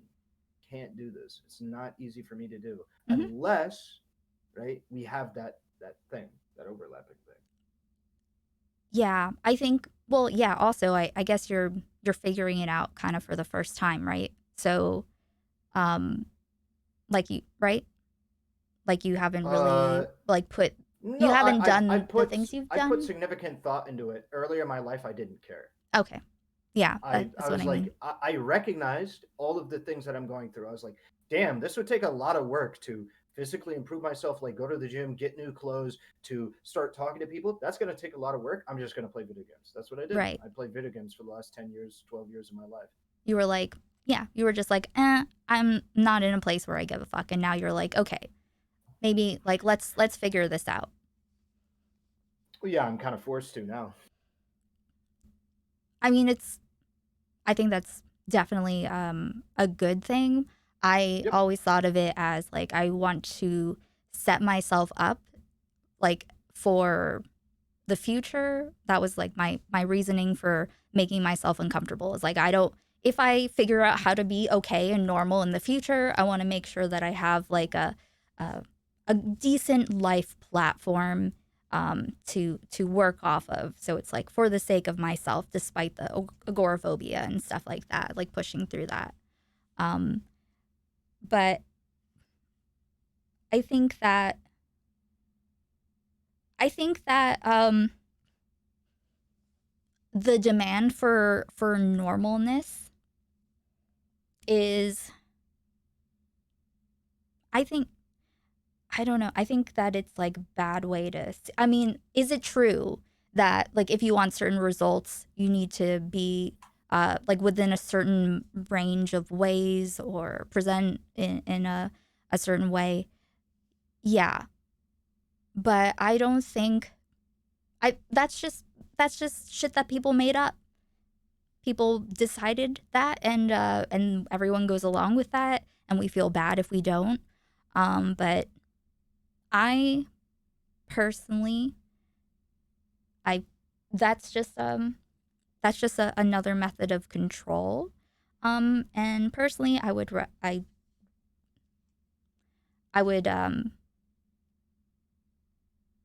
yeah, I would rather like explode than hold it in.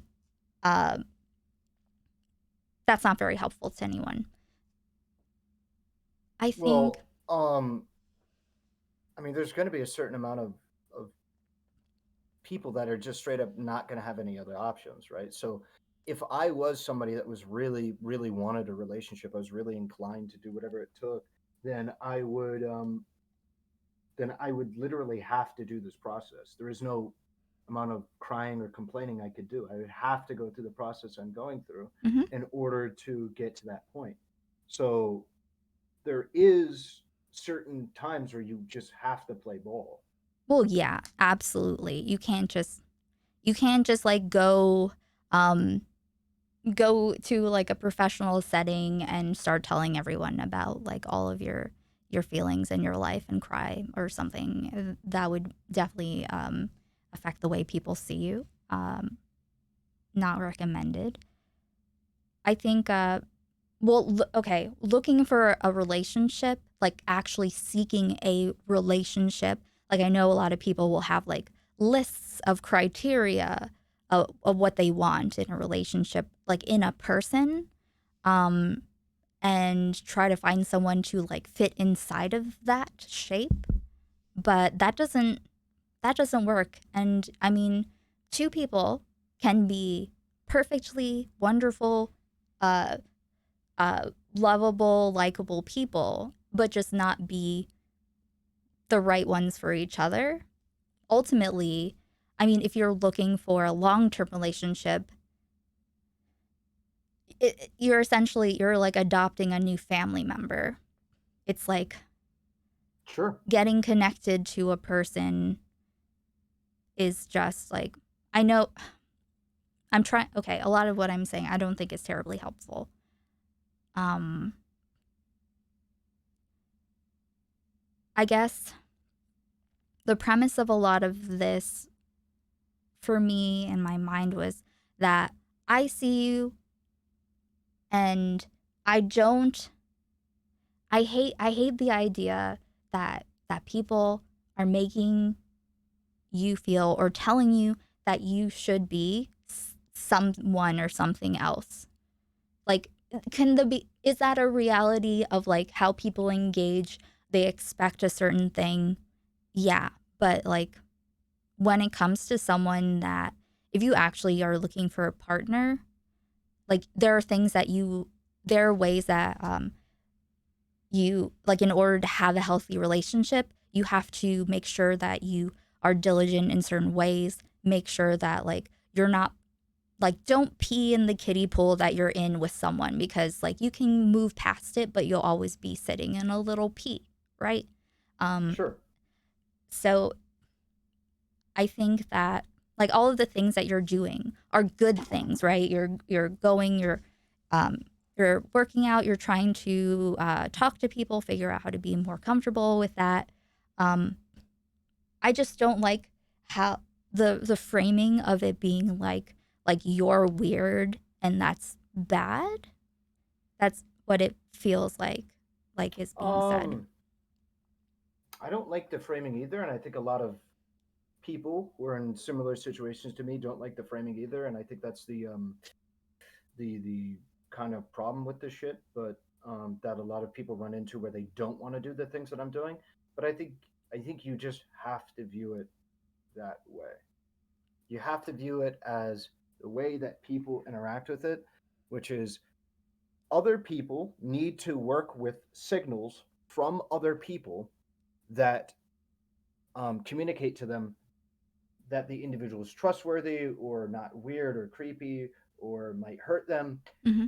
And with that reality, that we have to work with social signals and interpret social signals to keep ourselves safe, it is fair to say that if you are weird and you fall outside of these social circles or social, you don't know how to use these social signals. I think it is fair for people to not want to associate with you, and that's really what it is. I don't know how to signal to people the things that I want to signal to people. And so, therefore, there's a lot of people who view that I am weird or not something that I believe that I am. And then they refuse to trust me or to want to interact with me or engage with me further.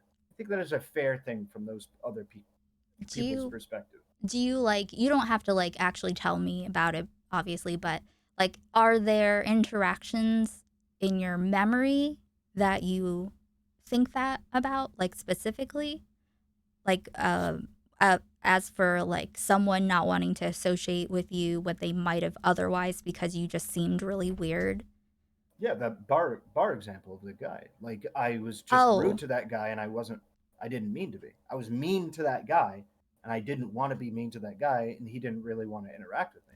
I mean, I think that just happens to everyone. Sometimes we Sure, put our foot in our but mouth like all the time. I'm not Sometimes, trying to say yeah. that people don't make mistakes, Hmm. right? People of course make mistakes. What I'm saying is that when the mistakes are made by me, it is more frequent. Hmm. That's what I seem. I more frequently Right. communicate with with. I more frequently communicate to people something that I do not believe. I do not understand why what I The just said was implications. not something I shouldn't have. I should have said. Right. It Like becomes difficult. the other aspects that someone can take it and the ways Right. that, yeah. I didn't realize what I just said until I said it, and I'm like, oh fuck, I probably shouldn't have said that. Most people go through that. The problem is the frequency. Right. Right. I guess, yeah. It doesn't seem like I can have a conversation with somebody like just normally like that and not have that happen every time that Every happens. time. Really? Or I Yeah, so guess, I've gone to the bar and I've talked to 12 people independently, and all 12 of them I've done something like that too. Not to that level. That level was significantly like that level was unique, but I've done something that it's like, oh yeah, you know what? Yeah, that's pretty weird. I shouldn't have said that. They give off the wrong implication. do you have any other examples like, or is Sure, it, look, yeah, there go was ahead. a guy that showed up. He had a bunch of tattoos on, and then he was like, "Yo, man, do you got any tattoos?" I'm like, "Nah, I think they're gross." And I'm like, "Fuck." Okay. I mean, I feel like that's something that like uh maybe just like a knee jerk saying whatever you thought like for instead of like holding things in to be polite like the way you would with someone else's grandmother maybe like if you I guess like would you talk to someone else's grandmother, someone that you like, their grandmother, in the same way you would talk to like any other person? Like would you say like oh, I never want to get old because old people are gross or something? Or I might do that legitimately. I don't know. okay, well, hey, you know what? I think that is like I think it's a reality for sure. I think that it's not that there's something wrong with you. It's just like you happen to live in a world that has different expectations for people And I than think that is natural for you. I sure, but I think that is a problem with me. I think it is good to expect people to fit a certain social norm unless proven otherwise, unless they're proven incapable. Like, let's say if you have Tourette's, like, and then somebody judges you for saying something because of a tick, like, they're a piece of shit then for that. Truly no control. There's nothing you can do about that, right? In all material. There is something I can do about this. there is something I can get practice, I can hone, I can do stuff, I can be deliberate about it, and I can get better. And so I think it is fair, by and large, for 99% of the population, for people to have an expectation that I don't just call people ugly or say tattoos are gross in public. I think it is fair for people to go, oh yeah, clearly this guy like thinks that I'm ugly or he's being kind of rude now. I don't know why he was rude, but that's kind of cringe, and then stop talking to me. I think it's completely fair for them to do that. I think that's Um, hilarious. I think that's I know it's not fun, but like just imagining you saying that tattoos are gross to someone with a bunch of tattoos is it's kind of funny. Hey, they're way I mean, are you going up to people and touching their tattoos and saying making comments about it? no, Yes. Okay, good. So, I think like, do you touch people um that you don't know casually without permission? no. Hey, you got that up on a lot of normal people, quote unquote. I think maybe what it is like the I don't like how it is framed as something being wrong or missing from you, because I think that like it is a part of who you are that doesn't necessarily fit in with what's considered normal, but that doesn't mean that you are deficient. You are Um, just not like you just have to learn a little differently. You did other things instead. You know what I so mean? I think for this one specific instance, I do think it is fair to call me deficient or bad for doing whatever. Especially in my instance where I deliberately chose to take the easier path of playing video games, ignoring having to deal with a lot of social responsibilities and stuff. I knew what I was doing as a kid. I knew what I was doing as a young man. Um, I think it is fair to say these things. Not for all situations where people are weird. Like I said, there's many different exceptions that we might have. But again, I humans need ways to signal to each other things, Mm-hmm. whatever it is, Mm-hmm. right? And Yeah. one of those ways is speech and body language. Mm-hmm. If I have an incongruency with the way that I feel with my speech and body language, it is fair for somebody who can't read my mind, i.e., everyone, Mm-hmm. it is fair for everyone to interpret my body language and my speech in the most common, normal way and then judge me based as a result of that. If one of those people came back and they were like the person who I called ugly said, "Hey man, I felt like you were kind of rude. You kind of like low key called me ugly there." I would have been like, that wasn't my intention. I didn't think the actor was ugly. Wasn't really thinking about that. I just thought you looked like them, right? So did they say that? No, That no, no. I said if that had happened. Oh, how did you wait? So how did you know that they felt like you called them ugly? They visually looked disturbed. Oh, they were like, oh, I wish Yeah, I knew who you compared them to, and like I what don't level. remember. I don't. Hmm. I don't remember. I think it was some like talk show host or something. Oh, okay. Maybe someone a little overweight. I don't remember. No, I don't think they were over. I don't remember. Okay, because that I think that also affects people if they think of someone, who is, especially if they're like more overweight than like themselves. Um, Yeah. I guess. Okay, so but you don't think that you should have been doing anything different before, right? You're just like, okay, this is time to for me to like No, I change. probably should have. I probably should have been doing all of the stuff I've been doing in the last 4 months, going to the gym, trying to talk with people my age, um, getting clothes that fit me, I'm learning how to drive, trying to learn how to drive, doing all this. I probably should have done those earlier. I mean, yeah, I mean there's like a should I mean, I think of it as you do things in your own time. I think having like this experience of more Sure. of like a real transformation, I think that's also like probably um a good example for people to see who are having trouble with that. I think that's something Yeah, that's valuable that you can that's provide. supposed to be the point. Is I want to document the process. So you are being like an example and like an I'm trying. inspirational. kind of person. I think that I more don't want to necessarily be an inspiration as much as I want to just be. I want to be somebody that people can point to an as example. a case. Mhm. Even if I turn into the biggest incel in the world and I start hating every woman that walks the earth, I want somebody kind of like I don't do it. I don't. I'm not as frequent, but kind of like Chris Chan. You know how Chris Chan had all the Uh documentation.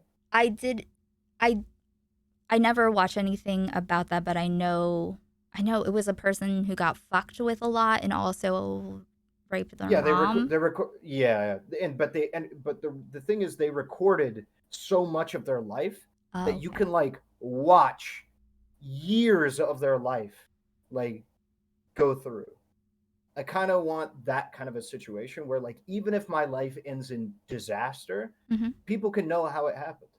And it was real. It was a real Yep. thing that happened in time and it was authentic, right? Yeah. I want people to like if my life ends up pretty good and I do pretty well, well, you have this step-by-step process of my life, where it went, how it got to the point that it is. If it ended up in a tragedy, where did it go wrong? Okay, this is where it clearly went wrong. This is where whatever, and then you have that to be able to do. Yeah, something real and tangible that helps like maybe clarify something in some people's minds in some way that might be fruitful for them Yeah, if I somehow. become the biggest incel in the world, people will be like, okay, so this is the process of an incel. Let's Where did they go wrong? What did they do that was incorrect? Maybe going out and trying to figure out how to be more social wasn't something I should have been doing right now. Maybe I should be in therapy or something. I don't know why I would, but maybe I should be in therapy. Maybe I should, I don't know, uh, fucking go on a goddamn spiritual quest or something. I have no idea, but like it can be used as A case information. study of Mm-hmm. sorts. Yeah. I think I think I think there's not one thing that you ought to be doing. Or there isn't one way or like the way that things turned out isn't because of like these specific choices you made. Um, I think there's a lot of I think that people are more affected by their environment than like their like social environment or their whatever it is like or in like your case like covering a lot of the content, the toxic content that is trying to lure in the incel uh vulnerable people, I guess. I don't like to call people incels because I feel like that just the actual angry incels, they feel like validated by that. Do you think maybe that actually happens? I think if you call an actual angry insult an insult, I think it's like Like me, like as a woman. I think it would just yeah, you just make them think that they're like more. It just Women stands to do suck. worse shit. Yeah, women Yeah. suck. Yeah, You're so I just don't like to another woman who yeah, like whatever. confirmation. Like I don't want to Yeah, confirm someone in their like sense of it like incelness, I guess. So I want to come up with an alternate thing to call people, but I'm not. I'm working on it. Um, what was I gonna say? I guess a lot of it. I think having I've seen a lot of people, and I really think you don't spend a lot of time on Twitter, right? nope. Yeah, good. Me either. So I see people uh, come away from having been on Twitter. Usually, people are on Twitter and then they start streaming and then they talk about whatever weird shit they saw on Twitter and how people are this or that or whatever, right? Like a lot of people Mm-hmm. do, streamers. I think that like it's made a lot of people very reactionary because they're like looking for certain kinds of things. And there are all different kinds of shitty people and shitty takes. And like your social media feed is just what happens to be in your feed. Like there's a like Twitter, people will say that it's not real life. I mean, I don't know what it's like right now. I know it's collapsing, but um so they don't want to connect it to the actual person that's saying things for some reason. There's like a sense of like less responsibility or culpability for what they're saying. But the difference I think is like it is an extension of that person, but of all the like shitty little stupid and maddening tweets that you see from people, it's not. I think people get like, unfortunately, a lot of streamers I know and like have gotten like a warped perspective on what the general population is like, how people typically are, especially if it's like lefties or something, um, or whatever people call. But I mean, conservatives are conservatives, whatever. um, the But yeah, I mean, yeah, people are definitely going to be more reactionary. I mean, it gets clicks, it gets views, it engages people. People like um tweets and stuff that are more jumping the gun about stuff. It's how things are going to work. But oh, I don't think that people. I think the difference though is they don't realize how they are being affected, and that their perspective is warping.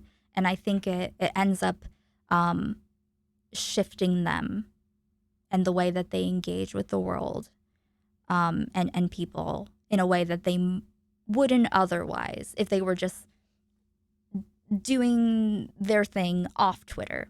All the things being the same, except, not having a constant feed of dumb fucks and their takes like running through their mind. Um, I think it definitely makes people a bit bitter, and I think it encourages lower standards. Like, oh well, if everyone is like this, I don't have to be as much of whatever. Like, what's the point in trying quite as hard as long as I'm not lower than the lowest common denominator? of course. I mean, yeah, I think all of the shit you just said is true. It's there's going to be people that view it as if it's yeah, pretty much just like as long as I'm making good gains at whatever it is, because it doesn't have to just be money. It can be just like respect or whatever. And then there's the people that probably just don't realize whatever's happening. They think the times are changing, um, and stuff like that. Like whether you agree with it or not, there's people like was it isn't Vosh big on the idea that there is an active genocide against trans people right now? I don't know if you agree or disagree with that, but it doesn't matter if you agree or disagree with it. Mm-hmm. There is people in and outside of that bin that um, view that in the same way, where it's like there's going to be a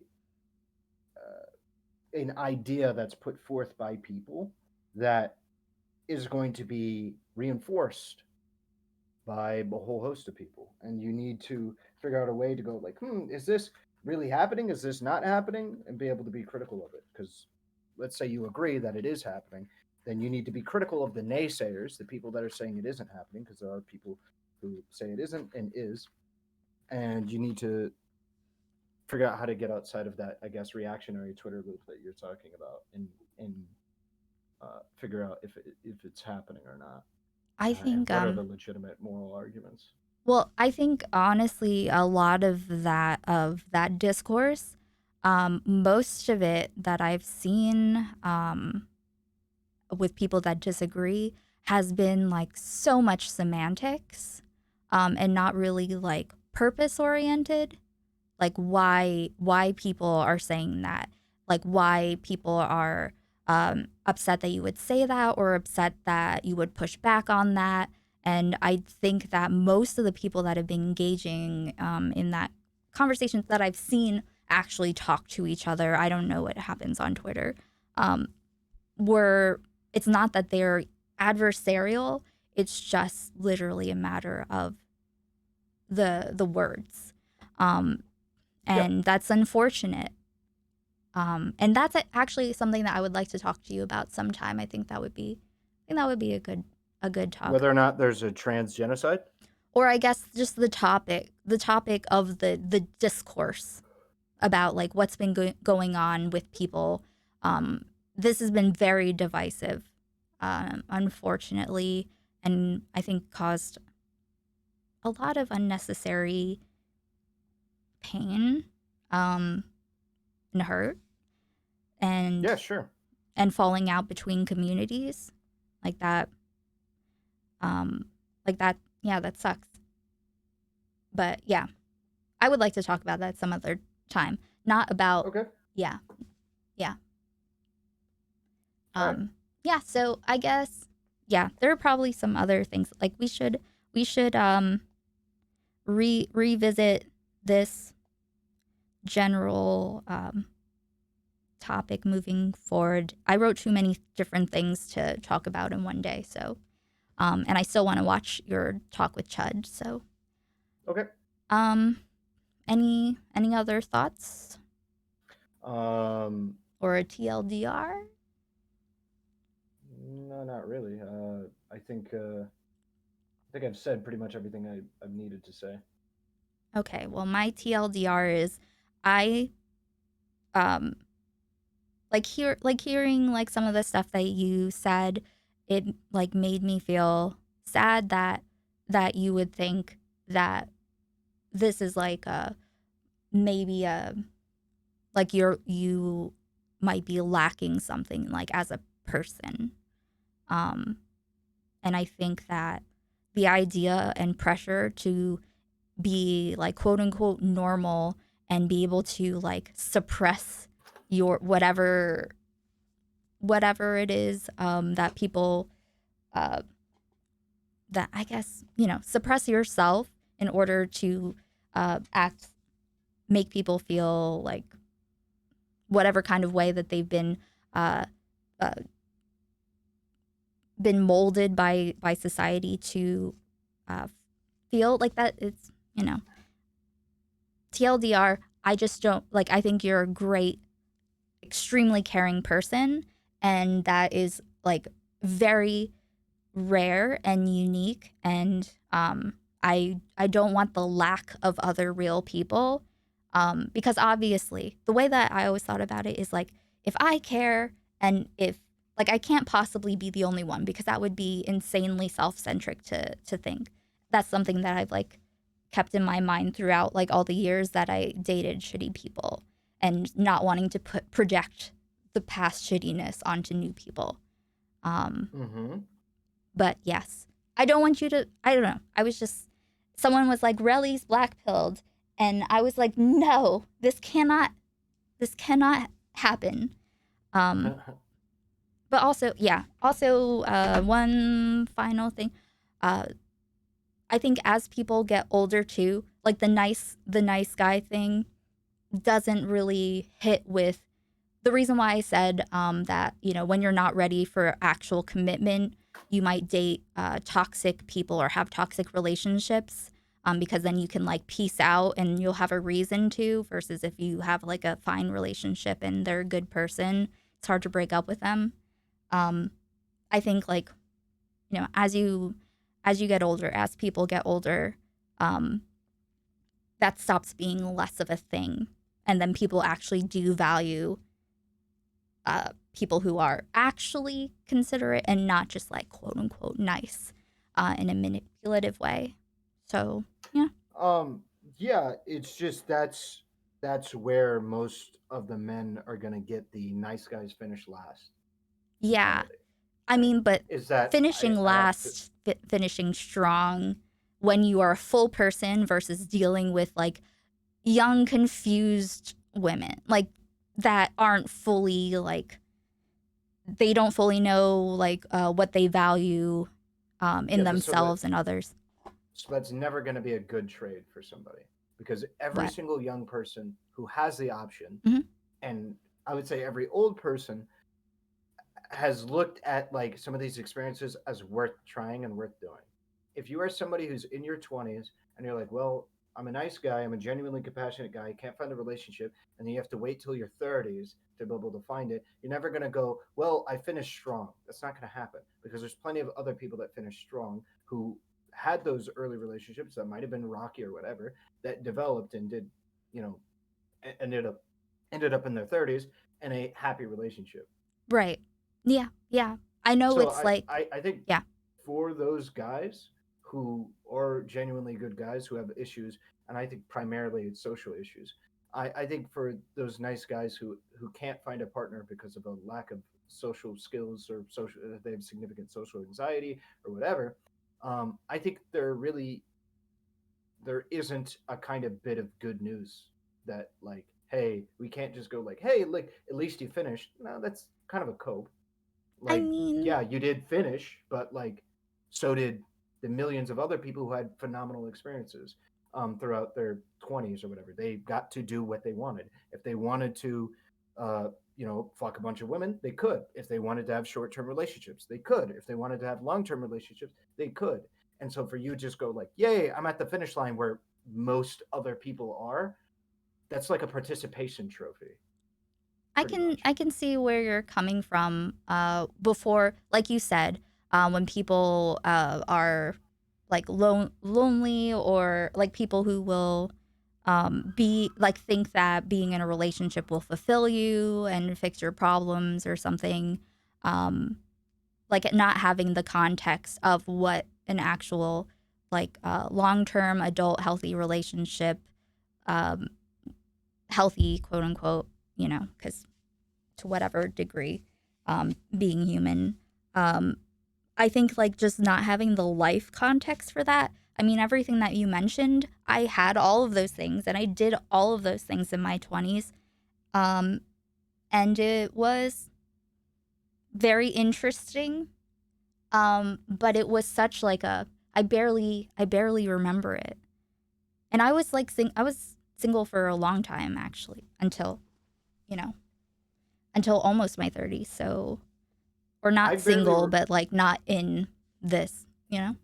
For something comparable, I barely remember most of the experiences playing video games, and which is pretty much all I did for the last like 10 years. I barely remember a lot of the experiences that I had, but those were some of the happiest, like most enjoyable moments of my life.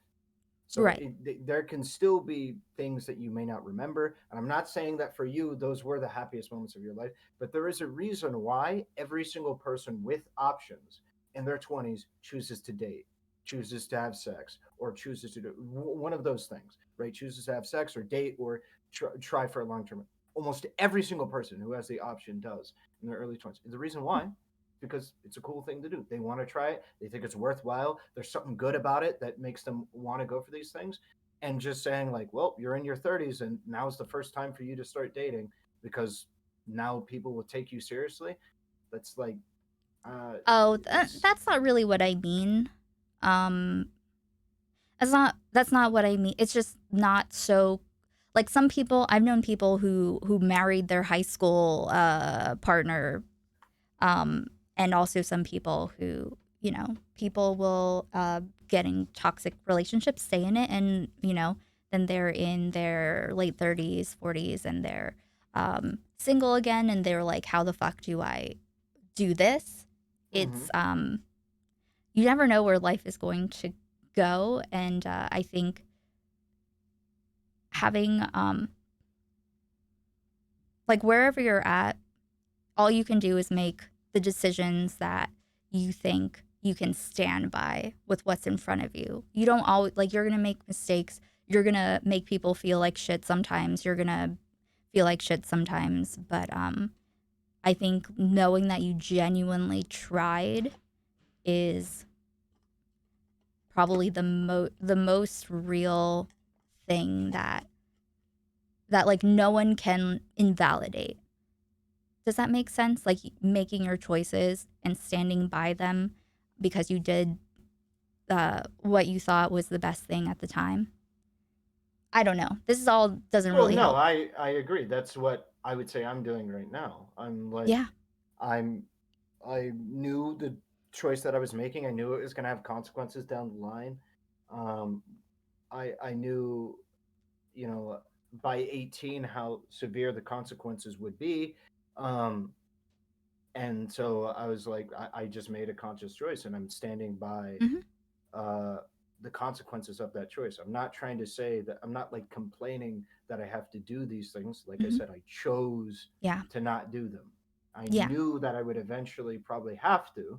I just didn't want to do them, You weren't and so there I'm yet. doing them. I don't. Do you think? Well, this is the thing. Like, I think that that's a completely like just as valid of a choice as anything else, as like going out and dating and all of that stuff. I think it's just as valid as anything else. Because sometimes you're just not ready to do something yet, and it ends up better. You never know how it would have turned out. But yeah. I mean, I think statistically it would have been better for me to not do this whole shit that I did. Statistically speaking, I probably would have had a considerably more fleshed out career. I would have had better professional relationships. Statistically, I would have had uh, probably more friends. Um, I would have had better opportunities for helping out my mother, for helping out my grandmother. I think I would have better social skills. So if I ended up wanting a girlfriend, I could probably have one. I think, like, I think I really did by the metrics of like what's good for me. I think I wasted the last 10 years of my life, but Um, I'm fine with it. I mean, okay. What I want to say though is you are not really aren't you like not statistically like a likely person? Like you're kind of out of step with that, right? Like that's Sure. what this is all about. I think that thinking that the way that you're going about things should have been a different way. Like I think we have to remember that if you are different, you need to do it your own way. And I don't think that like trying to struggle through comparing yourself to normal people for the past 10 years, like trying to line yourself up with them would necessarily have like given you what you wanted, like maybe more financial stability, ability to support your family if sure, but as far as like life experience, growth, and like setting yourself up for a more of like well-roundedness as an adult as you get older. um I think that this is probably, I can't possibly know, but I think that this is a completely legitimate uh true path to have taken. So I just, I don't like you thinking Oh, about I mean, it doesn't matter what I like, but I think that, saying that the past 10 years of your life were a waste, I don't think that's true, but I mean, it's what you I've think that enjoyed matters. the past 10 years of my life, but I haven't really done anything to benefit the. Well, I haven't done much to benefit the people that I care about, and I'm going to have to do that. Right. I But was just kicking the can down the road. let me also tell you though, I did all of the right things um at the beginning of my adulthood, like pushing myself to be able to function, to be able to have a career, and I was on the track that I wanted, and I was going to be like I was set. Um but shit happens, life happens, and it doesn't mean that you did anything wrong. But you can also just lose everything. The only thing that So, you won't lose is the experiences, I guess. so just to be clear, I Hmm. believe I did do something wrong for the sense of the people that I care about in my community. Okay. I did do something wrong, but I wouldn't have changed it. I enjoyed what I did. Hmm. I did what I thought I wanted for my life. I did want for my life. It's just I could have been a better person for my family, Mm. for my community. I could have done that. I just chose not to. Okay. And now the consequences are that I am later down the line going to have to pick up the pieces of that. So I think overall, I am a worse person than the person I could have been if I had just made those decisions. Now, is it possible that if I did, I wouldn't like I don't know, maybe I'd be a piece of shit if I went down that line? Yeah, but that's I have no reason to believe that I would be. I have no reason to believe that I would um, be a terrible person if I decided to do a career, be more professional or whatever. I have no reason to believe any of that. Right. And I think there is reason to believe that playing video games from the age of like 12 to 25 pretty consistently and not really doing anything else, I think there's pretty significant evidence to show that this is not good for most people and probably wasn't good for me. I mean, I think that it's definitely fair to, when you think of it through the lens of like wanting to provide for other people and give to your community. Um, I Sure. see where you're coming from. I still think like, obviously we don't know how we would turn out if I didn't grow up in fundamentalist Christianity. I have no idea what kind of person I would be. Um, Mm-hmm. but I think this seems like a good thing for you overall. I just like people suck, but not everyone, and it's not that you are failing. It's just the demands of the world is something like different than is natural to you. But you know, it's not a fundamental. Um, it's not an inherent flaw, in my opinion, at least. Okay. Yeah, I mean, I don't think it has to define me my entire life if that's what you mean by inherent. That's why I'm taking the steps I Mm-hmm. am. I just was like, okay, my my mother is going to need a lot more money to be able to survive for the rest of her life. So I have to make some changes. I think it'd be fun to simultaneously make these changes on stream. I have a platform. I think it'd be fun to do that and see, you know, uh, if like document the process. I think that'd be cool. Mm-hmm. And so I'm doing it. Yeah, cool. Well, I'm glad that you are not black pilled. I guess I still don't really know what that means, but I'll Google it. Um, yeah, we'll catch up with the other stuff and the genocide talk one of these days. Okay. And thanks for the chat. I appreciate it. Um, Yeah, I appreciate you working with my schedule. no, of course. All right. All right. Good talk to you. See you All later. right. Thanks. Bye.